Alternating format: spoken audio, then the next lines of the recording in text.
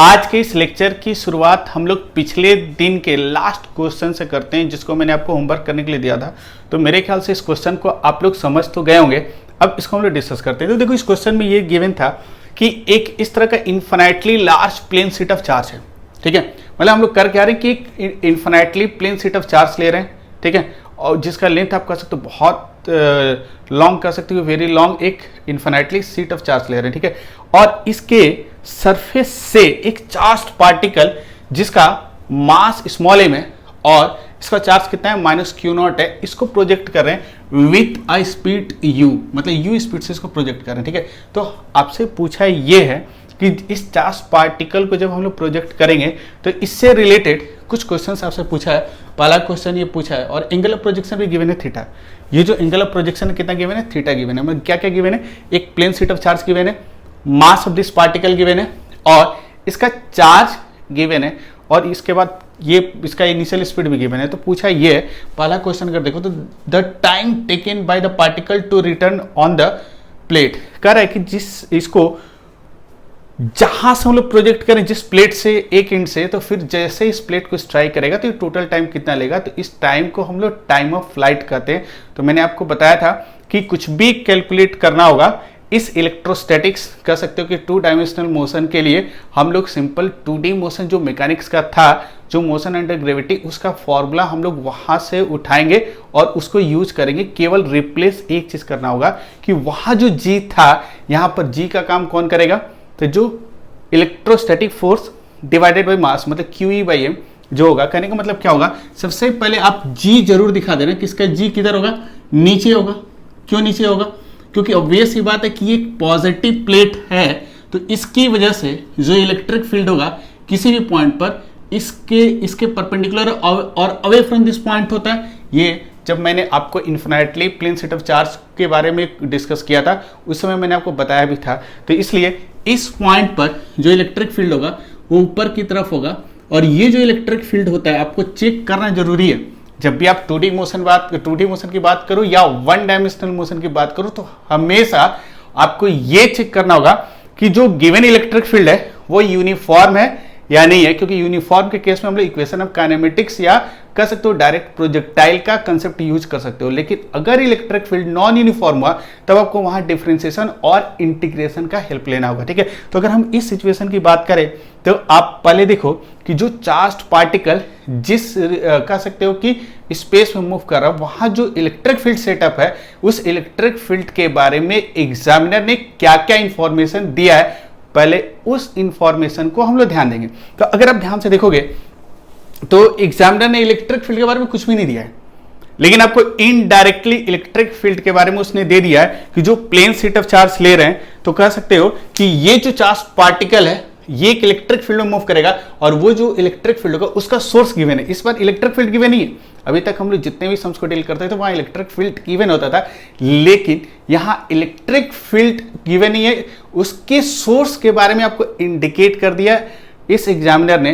तो आप सोचो अगर उसके सोर्स को भी अगर दे दिया है तो कोई दिक्कत नहीं है, क्योंकि अभी तक हम लोग पिछले कुछ लेक्चर्स में ये देखा था कि किसी भी चार्ज्ड बॉडी की वजह से इलेक्ट्रिक फील्ड कितना होता है वो हम कैलकुलेट कर सकते हैं, उसको मैथमेटिकली डिस्क्राइब कर सकते हो, तो कोई दिक्कत की बात नहीं है। तो देखो यहां पर जो इलेक्ट्रिक फील्ड एग्जिस्ट कर रहा है वो इलेक्ट्रिक फील्ड इस infinitely long plane sheet of charge की वजह से होगा, या कह सकते हो कि इस infinitely plane sheet of charge की वजह से उस स्पेस में, जिस स्पेस में ये जो चार्ज पार्टिकल है जिसका चार्ज -q0 और मास m है, जिस फील्ड में ये मूव कर रहा है उस फील्ड का सोर्स कौन सा है, infinitely plane sheet of charge है। ठीक है, दैट मींस अब हम इस इलेक्ट्रिक फील्ड को कैलकुलेट भी कर सकते हैं क्योंकि सोर्स गिवन है।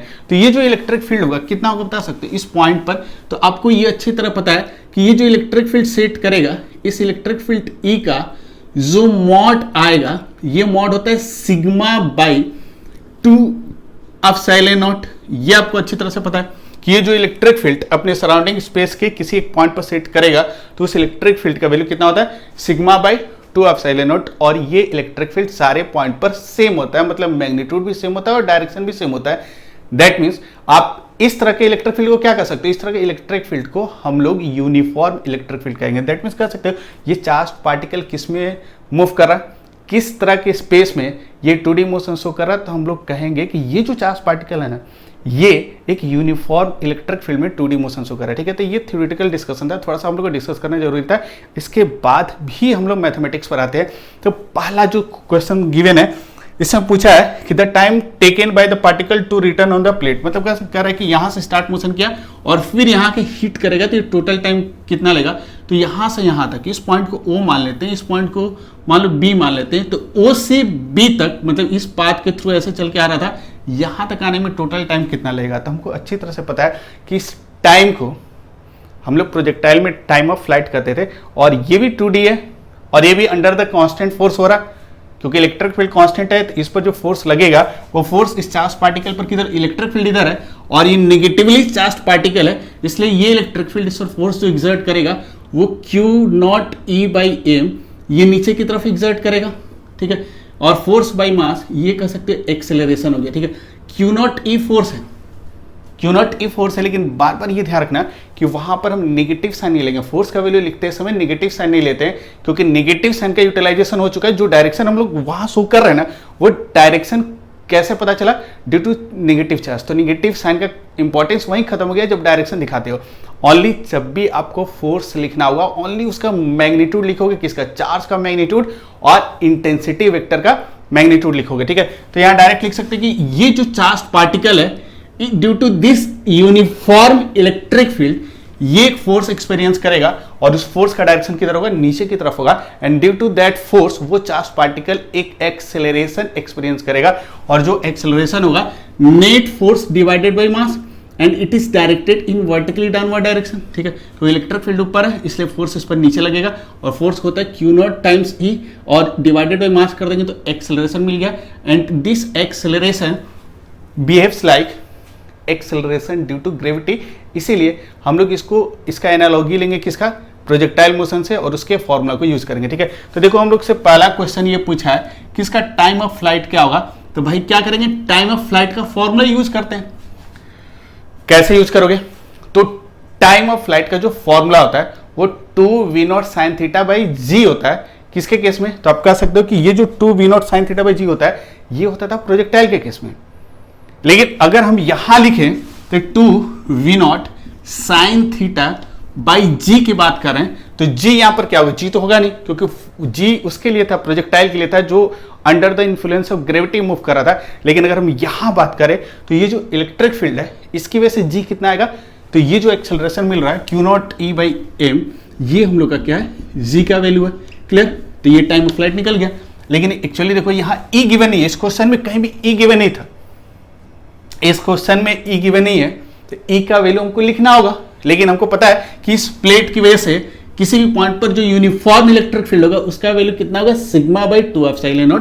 तो यहां से पुट कर देंगे 2v0 sin θ/Q0, E का वैल्यू हो जाएगा σ/2ε0 इंटू m लिख सकते हैं। ये टाइम ऑफ फ्लाइट हो गया। तो सोचो एक लाइन में बन गया, जहां इसको कंपेयर किए हम लोग किसके साथ, इसको अगर हम लोग कंपेयर करेंगे प्रोजेक्टाइल के साथ, वन स्टेप में कैलकुलेट हो गया। मैंने आपको बताया भी था कि एनालॉजी ध्यान में रखते हो, प्रोजेक्टाइल मोशन के इक्वेशन को अगर हम लोग चुरा कर लाते हैं तो क्वेश्चंस को बनाना बहुत आसान हो जाता है। लेकिन अगर मान लो कि आप प्रोजेक्टाइल के कंसेप्ट को चुरा कर नहीं लाते और नॉर्मली अगर इसको बनाते, तो सोचो आपको y एक्सिस x एक्सिस का इक्वेशन लिखना होता, फिर वहां से आपको तो कैलकुलेट कर ही सकते हो, लेकिन इट विल टेक टाइम, वो टाइम लेगा। इसीलिए हम लोग करते क्या है कि प्रोजेक्टाइल के कंसेप्ट को चुराते हैं, ठीक है। अब देखो करना क्या है कि सेकेंड पार्ट की बात करें, सेकेंड आपसे पूछा है कि maximum height attend by the या ऑब्टेन्ड बाय द पार्टिकल। तो वो जो पार्टिकल है वो मैक्सिमम हाइट कितना ट्रेवल करेगा, ठीक है। तो मैक्सिमम हाइट किसको कहते हैं भाई, तो मैक्सिमम हाइट जो होता है कि जहां पर इसका y कंपोनेंट ऑफ वेलोसिटी कितना हो जाए 0, और यहां से यहां तक ये जो हाइट होगा, ये vertical height, this is called maximum height. और इस मैक्सिमम हाइट को पूछा है, तो क्या ये मैक्सिमम हाइट हम लोग कैलकुलेट नहीं कर सकते हैं, डेफिनेटली कैलकुलेट कर सकते हैं। ये जो कैपिटल H है इसका वैल्यू हम कैलकुलेट कर सकते हैं फिर प्रोजेक्टाइल से। तो कैपिटल H का वैल्यू कितना आ जाएगा, v0 square sine square theta by 2g। अच्छा g तो यहां पर g कुछ और होगा, क्या होगा, Q0E/m लिख सकते हैं। तो ये डायरेक्ट आ जाएगा Q0E/m, और फिर क्या करोगे v0 सॉरी हम लोग एक गलती और कर दी है कि यहाँ पर वी नॉट गिवन नहीं है, आपका जो कुछ भी गिवन है वो किस टर्म में गिवन है, यू के टर्म में गिवन है, तो यू लिखते हैं ना, कोई दिक्कत नहीं है, वी नॉट भी लेके चलते, लेकिन क्वेश्चन में यू लिया गया तो यू लेके चलना है। तो देखो यहाँ से लिख सकते हैं u square sine square theta divided by 2 q naught, E का वैल्यू पुट कर देंगे sigma by 2 epsilon naught m, ठीक है, ये निकल गया। नेक्स्ट इसके बाद थर्ड पूछा है, अगर देखोगे थर्ड आपसे पूछा है at what distance will it strike the plate, at what distance will it strike the plate. इसका मतलब क्या पूछा है, इसका मतलब पूछा है रेंज पूछा है कि उस प्रोजेक्टाइल का रेंज कितना होगा, ठीक है, मतलब यहां से जिस इंस्टेंट हिट कर रहा है तो यहां से यहाँ के डिस्टेंस को क्या कहते हैं, रेंज कहते हैं। तो इस रेंज का वैल्यू हम लोग फाइंड आउट करते हैं, तो इस रेंज का वैल्यू कितना आएगा, आर इक्वल टू फॉर्मूला क्या होता है वी नॉट स्क्वायर मतलब u square sine 2 theta by g का मतलब कितना आ जाएगा q naught E by M, और फिर इसको लिख सकते हो u square sine 2 theta divided by q naught, E का वैल्यू कितना है सिग्मा बाई 2 एप्सिलॉन नॉट और एम, ये क्या निकल गया रेंज, ठीक है। तो 3 टर्म हम लोगों ने कैलकुलेट कर लिया, टाइम ऑफ फ्लाइट, हाइट और रेंज, हो गया, सिंपल सा था, ठीक है।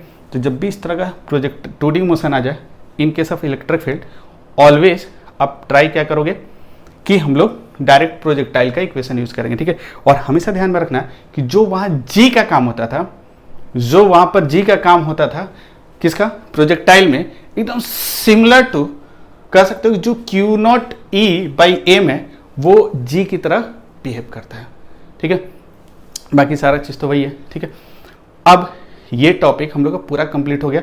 अब आते हैं नेक्स्ट अगले बहुत ही ज़्यादा इंटरेस्टिंग टॉपिक पर, और इस इंटरेस्टिंग टॉपिक के लिए थोड़ा सा ध्यान से सुनना क्या क्या बता रहे हैं, ठीक है।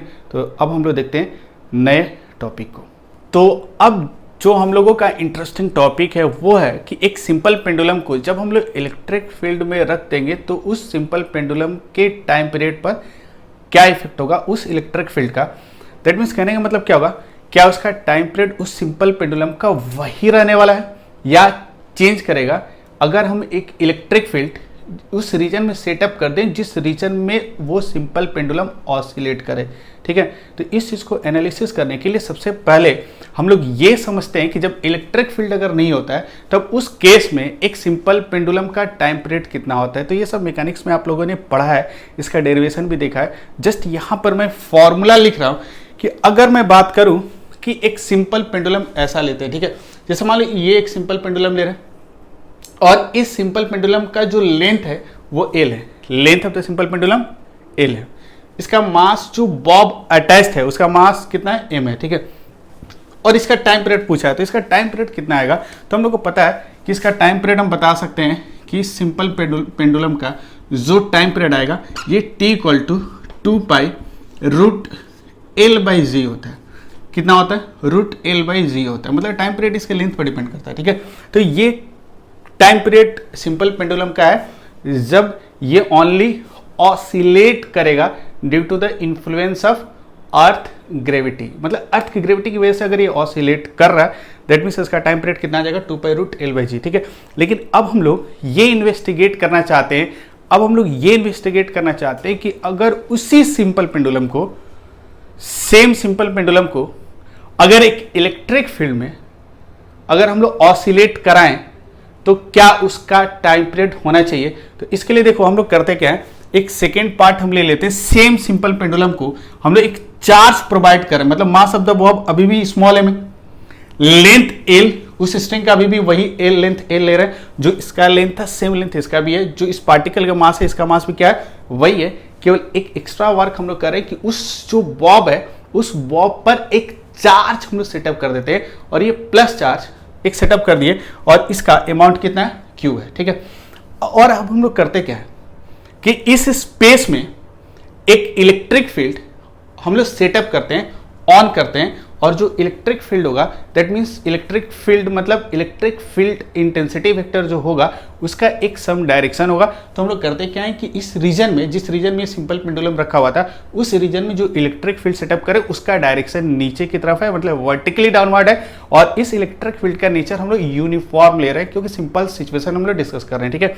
हम लोग बहुत कॉम्प्लेक्स सिचुएशन में नहीं जा रहे हैं, क्योंकि नॉन यूनिफॉर्म वाले केस से आपको सम्स कभी इवन IIT JEE एडवांस में भी नहीं आता है, ठीक है। अगर आ भी गया तो कोई दिक्कत नहीं है, आपके पास एक टूल, बहुत इंपॉर्टेंट टूल है, डिफरेंशिएशन और इंटीग्रेशन का यूज करके टाइम पीरियड निकाल सकते हो, ठीक है। खैर उसकी हम बात नहीं कर रहे, हम लोग सिंपलेस्ट कंडीशन क्या लेते हैं कि इस सिंपल पेंडुलम के टाइम पीरियड को एनालिसिस करना चाहते हैं, इन्वेस्टिगेट करना चाहते हैं, लेकिन किस तरह के फील्ड में, एक यूनिफॉर्म इलेक्ट्रिक फील्ड में, ठीक है।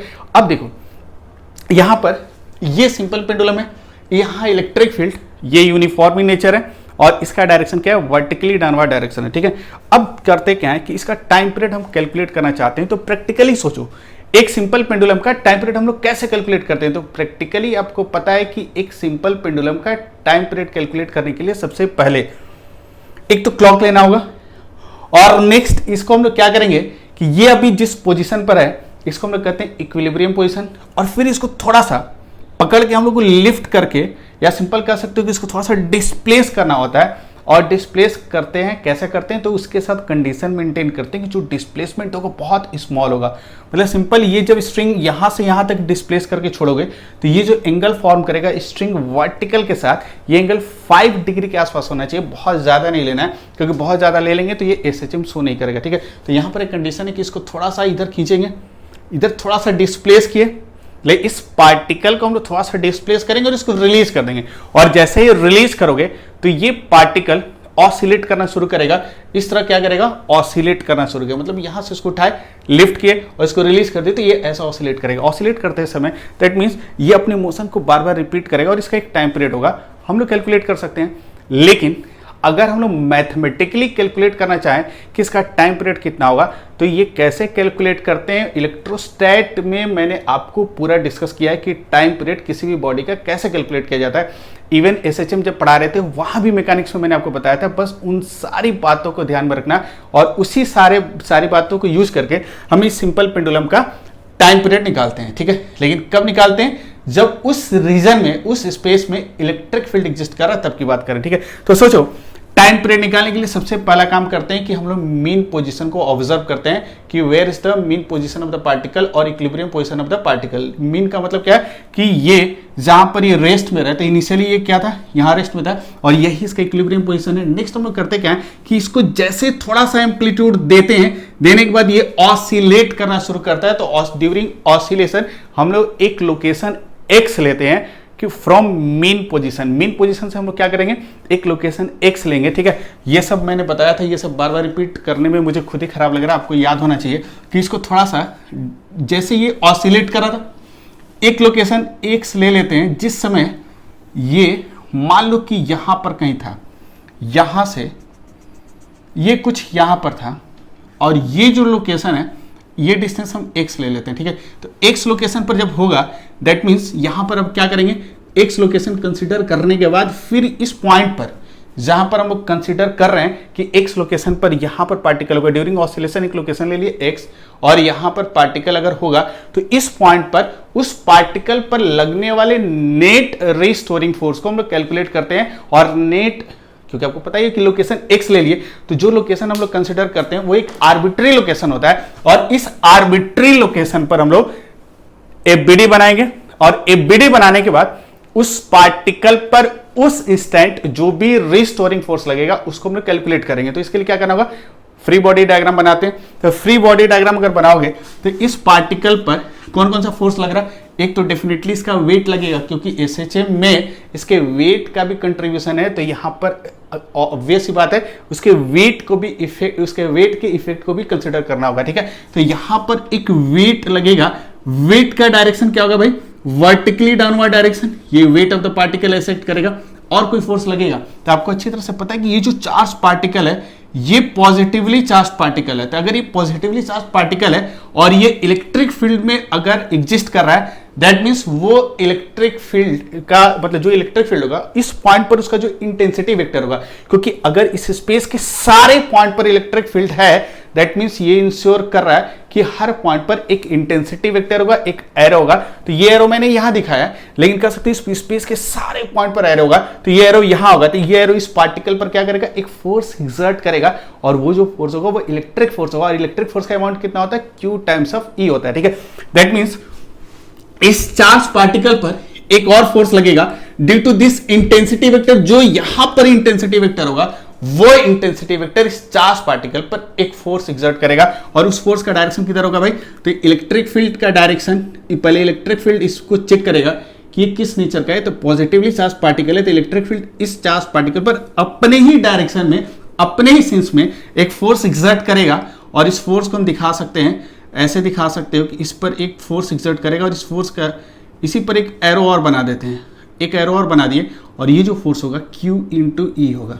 ठीक है, क्योंकि इसका चार्ज कितना है Q, और इलेक्ट्रिक फील्ड इंटेंसिटी कितना है भाई, E है, तो इन दोनों को मल्टीप्लाई करोगे तो इस पर टोटल फोर्स कितना लग रहा है, Q into E। That means कह सकते हो कि इस इंस्टेंट एट लोकेशन X, मतलब मेन पोजीशन से एट लोकेशन X पर उस पार्टिकल पर दो फोर्स लग रहा था, एक वेट नीचे की तरफ लग रहा है और एक इलेक्ट्रोस्टैटिक फोर्स भी नीचे की तरफ लग रहा है ड्यू टू इलेक्ट्रिक फील्ड, और कोई फोर्स लग रहा है उस स्ट्रिंग का टेंशन। तो टेंशन की अगर हम लोग बात करें तो इस स्ट्रिंग में एक टेंशन होगा, और ये क्या होगा, अवे फ्रॉम दिस पॉइंट होगा। ठीक है, तो ये टेंशन इसमें T ऐसे लग रहा है। नेक्स्ट इसके बाद क्या करोगे, इसका एबीडी बना तो लिए।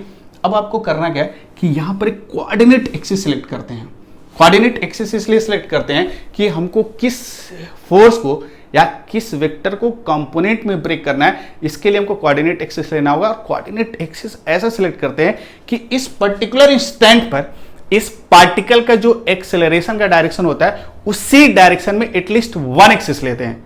इस पार्टिकल का इस इंस्टेंट जो इसका एक्सेलरेशन का डायरेक्शन होगा उधर ही एटलीस्ट हम लोग एक एक्सिस लेते हैं, एक्स और वाई में से एक एक्सिस उधर लेते हैं। ठीक है, ये सब आपको पता क्यों लेते हैं। ठीक है, तो ये कह सकते हो कि इस पॉइंट पर इस पार्टिकल का एक्सेलरेशन किधर होगा, तो आपको पता है कोई भी पार्टिकल ऑसिलेट करता है तो इसका ऑलवेज टेंडेंसी होता है, मतलब इसका जो नेट एक्सेलरेशन होता है it is always directed towards mean position. इस पार्टिकल का जो एक्सेलरेशन होता है ये एक्सेलरेशन इस मीन की तरफ डायरेक्टेड होगा। दैट मीन्स कह सकते हो इधर डायरेक्टेड होगा, इसलिए इधर हम करते क्या है, एक एक्सिस ले लेते हैं एंड इस एक्सिस का नाम x दे देते हैं, और एक एक्सिस इसके ठीक परपेंडिकुलर इधर आएगा और इसको हम लोग y एक्सिस नाम दे दिए। नेक्स्ट इसके बाद क्या करेंगे, रिस्टोरिंग फोर्स फाइंड आउट करने के लिए हम लोग फोर्स को कंपोनेंट में ब्रेक करेंगे। तो आप सोच के बताओ कि किस फोर्स को कंपोनेंट में ब्रेक करना सही होगा, मतलब किसको ब्रेक करेंगे। तो ये ऑब्वियस सी बात है, आपको अच्छी तरह से पता है किस फोर्स को हम लोग ब्रेक करेंगे भाई। तो हम लोग उस फोर्स को ब्रेक करेंगे जो एक्स और वाई एक्सिस के लॉन्ग नहीं होगा। तो आप देख सकते हो कि टेंशन जो है वो वाई एक्सिस के लॉन्ग है। लेकिन अगर हम वेट की बात करें और इलेक्ट्रोस्टैटिक फोर्स की बात करें, अगर हम लोग वेट और इलेक्ट्रोस्टैटिक फोर्स की बात करें तो ये दोनों एक्स और वाई एक्सिस के लॉन्ग नहीं है। आप देख सकते हो एक्स इधर और वाई इधर है, दैट मीन्स जो वेक्टर एक्स और वाई के अलॉन्ग नहीं होगा उसको हम लोग कंपोनेंट में ब्रेक करेंगे। तो कंपोनेंट में कैसे ब्रेक करोगे, तो इसको एक्सटेंड कर देते हैं। ये एंगल मान लो किसी इंस्टेंट ये थीटा एंगल बना रहा होगा, क्योंकि एक्स लोकेशन पर ये कुछ एंगल बना रहा होगा, ये वर्टिकल लाइन है तो ये एंगल थीटा ले लिए। तो आप देखो कंपोनेंट निकालने के लिए इन दोनों वेक्टर, ये दोनों वेक्टर एक्स या वाई के साथ कुछ एंगल बना रहा होगा, उस एंगल को पता करना होगा। तो ये थीटा है तो ये एंगल भी थीटा आएगा, ये तो क्लियर है। अगर ये थीटा होगा दैट मीन्स कह सकते हो ये एंगल भी थीटा होगा। इसीलिए mg का एक कंपोनेंट इधर आएगा, जिधर थीटा होगा उधर एक कंपोनेंट आएगा इस mg का, क्योंकि mg का दो कंपोनेंट होगा। This vector has two components, one component is along this line, और ये जो कंपोनेंट होगा ऐसे हम लोग दिखा सकते हैं, इस तरह कुछ आएगा।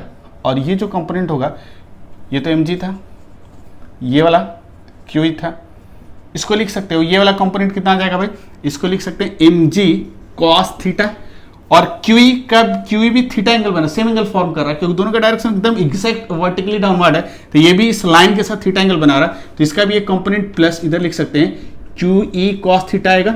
नेक्स्ट देखो इसके बाद इस mg का एक कंपोनेंट x के लॉन्ग आएगा, और ये जो कंपोनेंट होगा इसको लिख सकते हैं mg sin थीटा, प्लस अब देख सकते हो इस वेक्टर का इधर एक कंपोनेंट आएगा, ये भी, तो इसका भी कंपोनेंट क्या आ जाएगा QE साइन थीटा। तो आप कह सकते हो कि इस इंस्टेंट इस पार्टिकल पर जो नेट फोर्स मेन की तरफ लगता है उसी नेट फोर्स को हम लोग रिस्टोरिंग फोर्स कहते हैं। तो अगर एफबीडी बनाने के बाद जैसे ही कंपोनेंट में हम लोगों ने ब्रेक किया, तो कंपोनेंट में ब्रेक करने के बाद आप देख सकते हो कि मीन के तरफ जो नेट फोर्स लग रहा है वो कौन सा लग रहा है, क्यू ई साइन थीटा।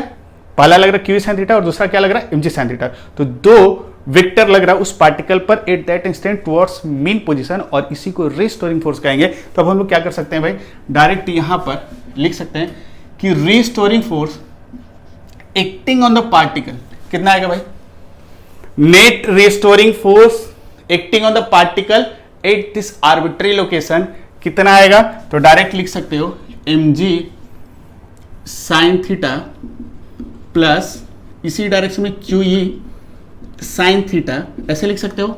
और इन दोनों के आगे पता क्या करोगे, एक निगेटिव साइन ले लेना, क्योंकि ये इंडिकेट करा कि ये फोर्स क्या है, नेगेटिव साइन इंडिकेट करा कि ऑलवेज मीन की तरफ है। और नेगेटिव साइन इसलिए लिखते हैं क्योंकि रिस्टोरिंग फोर्स के लिए यूज किया जाता है। तो यहां पर नेगेटिव साइन ले लेंगे। अब क्या करोगे, रिस्टोरिंग फोर्स पता चल गया, ठीक है। लेकिन हम लोग का मेन मोटिव था टाइम पीरियड निकालना। तो टाइम पीरियड निकालने के लिए क्या करेंगे, जैसे ही रिस्टोरिंग फोर्स पता चला, यहां से हम लोग एक्सेलरेशन फाइंड आउट करेंगे उस पार्टिकल का, उस इंस्टेंट जो नेट एक्सेलरेशन है उसको फाइंड आउट करेंगे। तो उस पार्टिकल का नेट एक्सेलरेशन कितना आएगा भाई, कैसे निकालोगे। तो नेट एक्सेलरेशन निकालने के लिए जो रिजल्टेंट फोर्स है इसको लिख सकते हैं मास इंटू एक्सेलरेशन। ये नेट रिजल्टेंट फोर्स है। जो रिस्टोरिंग फोर्स होता है मीन की तरफ, वो उस पार्टिकल पर उस इंस्टेंट लगने वाला नेट रिस्टोरिंग फोर्स होता है। तो नेट रिस्टोरिंग फोर्स अगर होगा तो भाई उसको क्या लिख सकते हैं, मास इंटू एक्सेलरेशन लिख सकते हो। एक्सेलरेशन क्या, उसका net acceleration at that instant. तो m into a equals to minus क्या लिख सकते हो, M G plus Q E, और साइन थीटा को कॉमन ले लिए, ठीक है, क्लियर। अगेन अब देखो, अगेन वी नो दैट, एक कंडीशन आपको अच्छी तरह से पता है, we know that theta is very small, theta is very small, क्योंकि जो एम्पलीट्यूड हम लोगों ने उसको दिया था जो पार्टिकल को ऑसिलेट कराने के लिए, क्योंकि उसको ऑसिलेशन में सेट करने के लिए हमको एक्सटर्नली उस पार्टिकल को शिफ्ट करके रिलीज करना होगा, तो इसलिए ऑसिलेट करा था। तो जो हम लोग उसको एक्सटर्नली शिफ्ट किए थे, एम्पलीट्यूड दिए थे, उस एम्पलीट्यूड का अमाउंट बहुत कम होता है। मैंने आपको बताया था कि एम्पलीट्यूड 5 डिग्री के आसपास होना चाहिए। तो अगर एम्पलीट्यूड 5 डिग्री के आसपास है तो आप सोचो ये जो एंगल थीटा है ये एम्पलीट्यूड और मीन के बीच में होगा। हम लोगों ने क्या किया, सिंपल पेंडुलम को उठा के यहां लेके गए, छोड़ दिए, तो ये ऑसिलेट कर रहा होगा। लेकिन हम कह रहे हैं कि यहां से छोड़े होगा तो किसी लोकेशन यहां पर पहुंचा होगा, तो ये इस इंस्टेंट जो एंगल फॉर्म करेगा वो तो 5 डिग्री से और भी कम होगा भाई। इसीलिए हम कह सकते हैं कि यहाँ जो थीटा है, ये थीटा क्या है, बहुत ही छोटा है। दैट मीन्स हम लिख सकते हैं कि साइन थीटा जो आएगा it is approximately equal to, क्या लिख सकते हो, थीटा। क्लियर। अब देखो ये वाला डिस्टेंस कितना होगा, ये वाला डिस्टेंस अगर हम कहें यहां से यहां डिस्प्लेस किए थे तो ये डिस्टेंस x होगा, लेंथ इसका कितना है, l है, और थीटा को क्या लिख सकते हो, ये कुछ इस तरह का आर्क बनेगा, ये एंगल थीटा है, या सिंपल ऐसे देखो, इसी के सेंस में देखते हैं, ये लेंथ l है, ये एंगल थीटा है और ये x है, तो थीटा इक्वल टू क्या लिख सकते हो, यहां से l इक्वल टू क्या लिख सकते हो, sorry x equal to L theta, x equal to क्या लिख सकते हैं, एल थीटा। ये सर्कल का प्रॉपर्टी यूज कर सकते हो। तो यहां पर भी हम क्या करेंगे कि ऐसे, जैसे इस इक्वेशन को हम लोगों ने लिखा, कौन सा इक्वेशन को लिखा, ये वाला, और मास इंटू एक्सेलरेशन, जल्दी बताओ कितना आएगा, माइनस एम जी प्लस क्यू ई, और साइन थीटा को थीटा लिख सकते हैं, और यहां से देख सकते हो मास इंटू एक्सेलरेशन, और ये एम जी प्लस क्यू ई, और यहां से जो थीटा है, क्योंकि ये एक्चुअली ये लीनियर एक्सेलरेशन है, लेकिन ये थीटा एंगुलर पोजीशन है, ये एक्सेलरेशन क्या है, लीनियर एक्सेलरेशन है, और थीटा जो हम लोग का है वो एंगुलर पोजीशन है। इस इक्वेशन को लीनियर फॉर्म में लाने के लिए हम थीटा को कन्वर्ट कर देंगे इन टर्म्स ऑफ एक्स। तो इन टर्म्स ऑफ एक्स का मतलब, एक्स क्या था, मीन से इस पार्टिकल का ये वाला डिस्टेंस, मीन से इस पार्टिकल का डिस्टेंस कितना है, एक्स। तो ये जो थीटा है क्या इसको एक्स में कन्वर्ट कर सकते हैं? तो भाई कन्वर्ट कर ही सकते हैं। कैसे कन्वर्ट करेंगे? तो इस सर्कल का प्रॉपर्टी यूज कर लिए। तो यहां से देखो एक्स थीटा कितना आ जाएगा? थीटा एक्स बाई एल आ जाएगा। तो यहां से थीटा एक्स बाई एल आ गया। क्लियर? अब देखो यहां से एक्सेलरेशन निकल जाएगा minus M ji plus Q E divided by M, और फिर क्या कर सकते हैं एक्स बाई एल, एल को इधर ले लिया। ठीक है, अब देखो ये कितना आ जाएगा माइनस जी, एम को दोनों तरफ से डिवाइड कर देंगे तो ये Q E by M divided by L. देखो एम से इसमें और इसको डिवाइड कर दिए तो ये कुछ इतना आ जाएगा, और इंटू एक्स, और ये क्या निकल गया एक्सेलरेशन। ठीक है, तो एक्सेलरेशन का ये इक्वेशन आ गया। जैसे ये इक्वेशन आया, अब सोचो इस इक्वेशन को हम लोग क्या करते थे? कंपेयर करते थे with the standard equation of SHM. ठीक है, तो हम लोग जानते हैं again we know that acceleration equal to minus omega square into X होता है। ये स्टैंडर्ड इक्वेशन होता है। ये क्या है?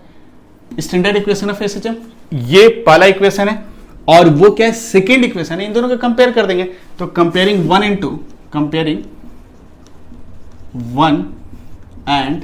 टू क्या मिलेगा भाई? ओमेगा स्क्वायर इक्वल्स टू, इन दोनों कंपेयर करो तो g plus Q E by M divided by l, ये लिख सकते हैं। और ओमेगा कितना आ जाएगा? इसका रूट ले लेंगे। देयरफॉर टाइम पीरियड कितना होता है? 2 पाई बाई ओमेगा होता है, और ये जब पुट करोगे 2 पाई रूट कितना आ जाएगा? L by G plus Q E by M. ये टाइम पीरियड निकल गया। ठीक है, देयरफॉर टाइम पीरियड जो आएगा 2 pi root L by G plus Q E by M. ठीक है, ये जो एक्सप्रेशन आया, ये एक्सप्रेशन किसका एक्सप्रेशन है भाई? तो ये एक्सप्रेशन है टाइम पीरियड का। और ये टाइम पीरियड की कौन से टाइम पीरियड का है? जब उस सिंपल पेंडुलम को एक इलेक्ट्रिक फील्ड में ऑसिलेट कराएंगे तो उस ड्यूरिंग ऑसिलेशन उसका जो टाइम पीरियड आएगा, उस टाइम पीरियड का वैल्यू कितना आ रहा? 2 pi root L by G plus Q E by M. अब देखो ध्यान से, अगर हम लोग कंपेयर करें कि जब इलेक्ट्रिक फील्ड नहीं था तो उस सिंपल पेंडुलम को जब ऑसिलेशन में सेट करेंगे तो उस सिंपल पेंडुलम के पास कुछ टाइम पीरियड होगा, और वो जो टाइम पीरियड होगा आप देख सकते हो, मैंने यहां लिखा है जब इलेक्ट्रिक फील्ड नहीं है 2 पाई रूट एल बाई जी।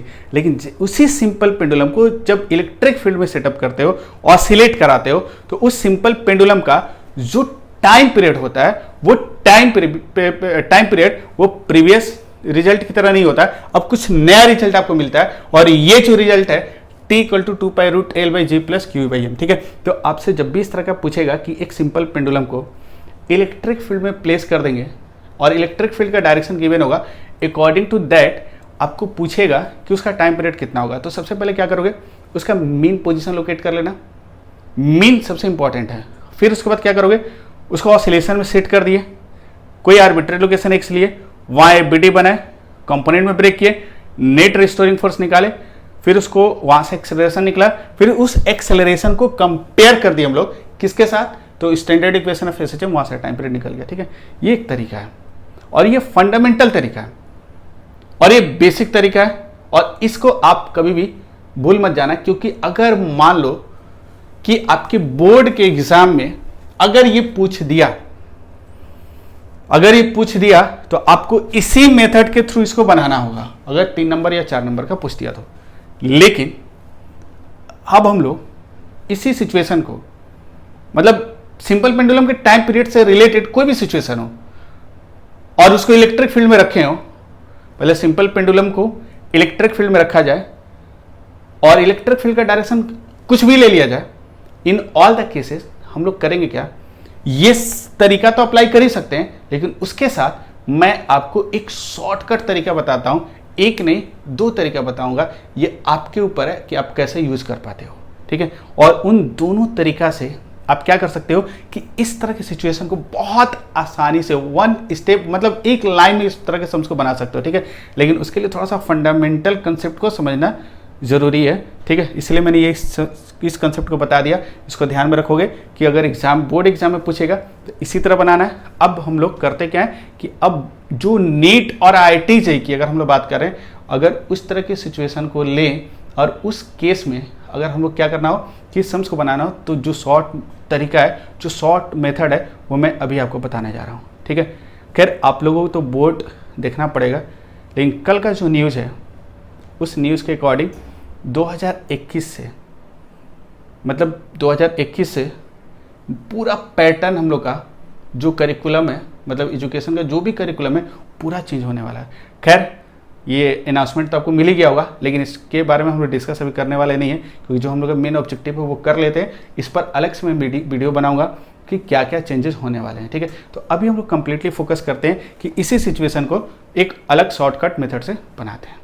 तो चलिए अब इस सिंपल पेंडुलम के टाइम पीरियड को हम लोग एक शॉर्टकट मेथड से बनाने की कोशिश करते हैं। और ये जो शॉर्टकट मेथड है बहुत ही इंटरेस्टिंग है। इसको समझने के लिए सबसे पहले हम लोग करते क्या है कि मान लो कि एक सिंपल पेंडुलम हम लोग के पास है जिसका लेंथ एल है, और इससे जो अटैच्ड जो बॉब है उसका मास कितना है, स्मॉल एम है। ठीक है, अब देखो अगर हम लोग बात करें तो ये जो स्ट्रिंग है, अगर हम स्ट्रिंग की बात करें तो पता है ये जो स्ट्रिंग होता है इस बॉब के वेट को फील करता है।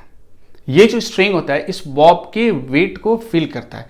इसका मतलब क्या हुआ, सिंपली ऐसा समझो कि अगर हम स्ट्रिंग की बात करें और स्ट्रिंग के पास मान लो कुछ सेंस होता है और ये आपसे कम्युनिकेट कर पाता है, तो आप अगर इसको देखते अगर ध्यान से, तो अगर मान लो ये स्ट्रिंग है, तो अभी देखो ये थोड़ा सा खुश है, क्योंकि इससे कुछ कर सकते हो कि थोड़ा सा, मतलब बहुत ज़्यादा खुश भी नहीं है। ठीक है, ये सबसे ज़्यादा खुश कब होता है, जब इस स्ट्रिंग में या इस रस्सी में कोई टेंशन नहीं होता।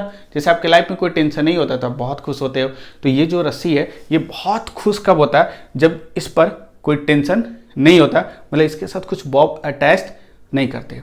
लेकिन जैसे बॉब अटैच कर दिए तो इस स्ट्रिंग के अंदर एक टेंशन आएगा, क्योंकि ड्यू टू वेट वो बॉल नीचे जाना चाहेगा और उस स्ट्रिंग में एक टेंशन जनरेट होगा। दैट मीन्स वो थोड़ा सा, पहले ये बहुत ज़्यादा खुश था, लेकिन ये लगभग ऐसा नॉर्मल है। पहले अगर बात करें जब ये बॉब नहीं होता तो बहुत ज़्यादा ये खुश था। ये इनिशियल कंडीशन था बेचारे का, ये बहुत ही ज़्यादा खुश था, लेकिन जैसे बॉब अटैच कर दिए इसका मोड कर सकते, इसका फीलिंग चेंज हो गया। और जब इसकी बात करोगे ना, इससे अगर आप पूछोगे, ठीक है, तो ये फील क्या कर रहा है, तो ये आपको कहेगा कि भाई अभी हम फील तो कर रहे हैं, और क्या फील कर रहे हैं, तो कह सकते हो कि ये कहेगा कि simple wait of the Bob. ठीक है, तो सिंपल ये जो स्ट्रिंग है, ये स्ट्रिंग कहेगा I feel the weight of the Bob, the weight of the Bob.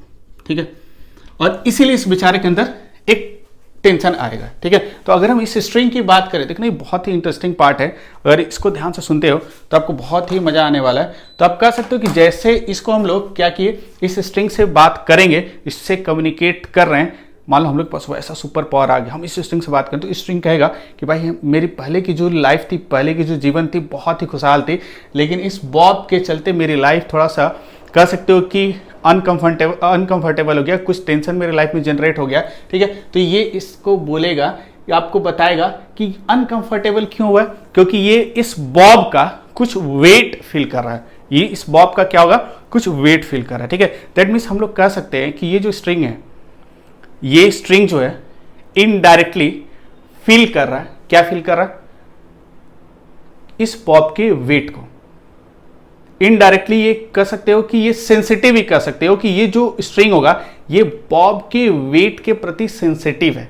जैसे कहने का मतलब क्या है कि आप थोड़ा सा ऐसे फील करके देखो कि अगर हम बात करें कि किसी बॉडी का, ध्यान से सुनना कि मैं ऐसा स्टेटमेंट क्यों यूज कर रहा हूं कि इसको इस बॉब का वेट क्यों फील हो रहा है, इसका रीजन है। और रीजन क्या है कि आप सोचो, अगर एक किसी ऑब्जेक्ट का, कोई भी मास हो, कोई भी ऑब्जेक्ट हो, अगर उसका वेट अगर आपको मेजर करना हो, अगर किसी एक ऑब्जेक्ट का जिसका मास m है उसका वेट मेजर करना हो, कैसे मेजर करोगे, तो सिंपली कोई भी कह सकता है कि वेट मेजर करने के लिए डायरेक्ट उसके मास को g से मल्टीप्लाई करेंगे। लेकिन ये जो मेजरमेंट का तरीका है इसको हम लोग कहेंगे मैथमेटिकली उसके वेट को मेजर कर सकते हैं। लेकिन प्रैक्टिकली सोचो, जैसे आपको अपना ही वेट मेजर करना है, आप कैसे अपना वेट मेजर कर सकते हो, तो आप करते हो कि वेइंग मशीन पर खड़े हो जाते हो और वेइंग मशीन आपके वेट का रीडिंग बताता है कि आपका वेट इतना है। ठीक है, लेकिन आप सोच के देखो कि क्या वेइंग मशीन आपके वेट को एक्चुअली रीड करता है? तो इसका आंसर क्या है कि वेइंग मशीन वेट को रीड नहीं करता है। वेइंग मशीन नॉर्मल फोर्स को रिएक्ट करता है, मतलब उसको रीड करता है। जैसे आप उस वेइंग मशीन पर खड़े होते हो, उस वेइंग मशीन पर जैसे आप खड़े होते हो, तो खड़े होने के बाद क्या होता है कि आप उस पर एक नॉर्मल फोर्स एक्सर्ट करते हो, और जो नॉर्मल फोर्स एक्सर्ट करते हो उस नॉर्मल को वह जो वेइंग मशीन होता है वो उसको क्या करता है, फील करता है, या कह सकते हो कि उस वे नॉर्मल के रीडिंग को ही शो करता है। और हम लोग जानते हैं कि जो हम लोग के ऊपर जो नॉर्मल वेइंग मशीन देगा और जो हम लोग का वेट है, दोनों एक दूसरे को बैलेंस करता है, दोनों का अमाउंट सेम होता है। इसीलिए हम लोग कहते हैं कि जो वेइंग मशीन रीडिंग दे रहा है ना, हम लोग कहते हैं वो हम लोग के वेट को मेजर कर रहा है, लेकिन एक्चुअली वेइंग मशीन ने किसका रीडिंग दिया, नॉर्मल का, और वो जो नॉर्मल है वो हम लोग को वेट के बराबर आ रहा है। इसीलिए हम कह रहे हैं कि वेइंग मशीन डायरेक्टली हम कह रहे हैं कि वेइंग मशीन हम लोग का रीडिंग दे रहा है, हम लोग के वेट का रीडिंग दे रहा है। लेकिन एक्जैक्टली हुआ क्या कि वेइंग मशीन जब आप उसके ऊपर खड़े होते हो तो आप उस पर एक नॉर्मल एक्सर्ट करते हो, तो उस नॉर्मल को रीड करता है, और वो नॉर्मल जो होता है हम लोग के वेट के बराबर होता है। इसीलिए हम कहते हैं कि जो वेइंग मशीन होता है वो हम लोग के वेट को रीड कर रहा है। लेकिन एग्जैक्टली अगर हम देखें तो इसके पीछे कहानी क्या है कि वो हम लोग के वेट को मेजर नहीं करता है, हम लोग जो उस पर नॉर्मल एक्सर्ट करते हैं उसको मेजर करते हैं। ठीक है, ये तो क्लियर है। तो इसका मतलब हम वेट को प्रैक्टिकली डायरेक्ट मेजर नहीं कर सकते हैं। मैथमेटिकली हम तो डायरेक्ट मेजर कर सकते हैं, लेकिन प्रैक्टिकली अगर वेट को मेजर करना होगा तो वेइंग मशीन से, तो वो डायरेक्ट वेट mg को मेजर नहीं करता, वो जो mg नॉर्मल एक्सर्ट करता है, मतलब वो जो ऑब्जेक्ट नॉर्मल एक्सर्ट करता है उसको मेजर करता है। ठीक है, अच्छा एक और तरीका है वेट को प्रैक्टिकली मेजर करने का। कौन सा तरीका है? आप स्प्रिंग बैलेंस देखे हो, स्प्रिंग बैलेंस से अगर किसी ऑब्जेक्ट को एक रस्सी से बांधकर उसको अटैच कर दो, जैसे मान लो एक स्प्रिंग बैलेंस अगर हम ले लें, इस तरह कुछ होता है, और इस स्प्रिंग बैलेंस को यहाँ फिक्स्ड कर देते हैं, और इसके अंदर स्प्रिंग अटैच्ड होता है, और एक इसके साथ हुक लगा होता है, और इसके साथ अगर एक मास को अटैच कर दें एक स्ट्रिंग से, तो पता है ये जो स्प्रिंग बैलेंस है इसके वेट को रीड करता है। लेकिन आपको पता है कि स्प्रिंग बैलेंस वेट को डायरेक्ट रीड नहीं करता है, किसको रीड करता है? तो ये जो वेट है, इस वेट की वजह से इस स्ट्रिंग में टेंशन आता है, और ये जो टेंशन तो स्ट्रिंग इसके हुक पर लगाता है, इसके हुक पर क्या लगाता है, एक टेंशन एक्सर्ट करता है, और जो स्प्रिंग बैलेंस होता है वो टेंशन को रीड करता है। दैट मीन्स स्प्रिंग बैलेंस किसको रीड कर रहा है? टेंशन को। और हम लोग देखते हैं एक्सपेरिमेंटली कि ये बॉडी रेस्ट में तो जो टेंशन ऊपर लग रहा है वो इसके वेट को क्या कर रहा है? बैलेंस कर रहा है। सिंपल देखो ना, अगर एक इक्वेशन लिखे तो इस पॉइंट पर अगर हम देखें तो एक टेंशन ऊपर लग रहा है और एक वेट नीचे लग रहा है। ठीक है, और इस पॉइंट पर अगर हम इसकी बात करें तो ये जो रीडिंग शो करेगा, केक्स अमाउंट का रीडिंग शो करता है, ये सब डिटेल में नहीं बता रहे, बस इतना जानकर कोई जो रीडिंग शो करता है वो स्प्रिंग फोर्स के बराबर होगा। और इस पॉइंट पर क्या लग रहा है? एक टेंशन टी नीचे लगता है। दैट मीन्स ये जो रीडिंग है किसको रीड कर रहा है? टी को रीड कर रहा है। और ये जो टी है, टी डायरेक्ट किसके इक्वल आ रहा है? mg के इक्वल आ रहा है। इसलिए हम लोग कह रहे हैं कि जो स्प्रिंग बैलेंस हम लोग वेट को मेजर कर रहे हैं, लेकिन अगर प्रैक्टिकली देखोगे तो स्प्रिंग बैलेंस और वेइंग मशीन कभी भी वेट को मेजर नहीं करता, वो उनके द्वारा कोई एक कह सकते हो कि नॉर्मल या टेंशन जो लगता है उसको रीड करता है, और वो बॉडी सारे रेस्ट में होते हैं, इसलिए टी और नॉर्मल का value weight of the body के बराबर आता है। इसीलिए हम लोग कहते हैं कि उनका रीडिंग क्या होता है? वेट के बराबर आता है। क्लियर? ठीक है, दैट मीन्स कह सकते हो कि ये जो टेंशन है स्प्रिंग बैलेंस और इस बॉडी के वेट के बीच में एक इंटरमीडिएट की तरह काम करता है, क्योंकि अगर ये टेंशन नहीं होता तुम इसके वेट को डायरेक्ट मेजर नहीं कर सकते हो। नॉर्मल भी उसी तरह है, किसी बॉडी का वेट तभी मेजर कर सकते हैं जब नॉर्मल लगेगा। क्लियर? ये तो क्लियर हो गया, प्रैक्टिकल कंडीशन था। ठीक है, तो देखो हम इनडायरेक्टली ऐसे भी कह सकते हैं कि जो ये टेंशन है इस बॉल के वेट को फील कर रहा है, और ये जो टेंशन है इस टेंशन को कौन फील कर रहा है? ये स्प्रिंग कर रहा है। इसीलिए हम कह रहे हैं कि ये रीडिंग किसके इक्वल आ रहा है? वेट के इक्वल आ रहा है। खैर सिंपल सा इस सारा चीज दिमाग से निकाल दो। हम लोग आते हैं इस पर। आप यहां कह सकते थे ना कि ये जो रीडिंग दे रहा है इसके वेट को मेजर करने के लिए बीच में इंटरमीडिएट कौन है? ये स्ट्रिंग है, ये रोप है। ये रोप नहीं होता तो वेट मेजर नहीं कर सकते थे।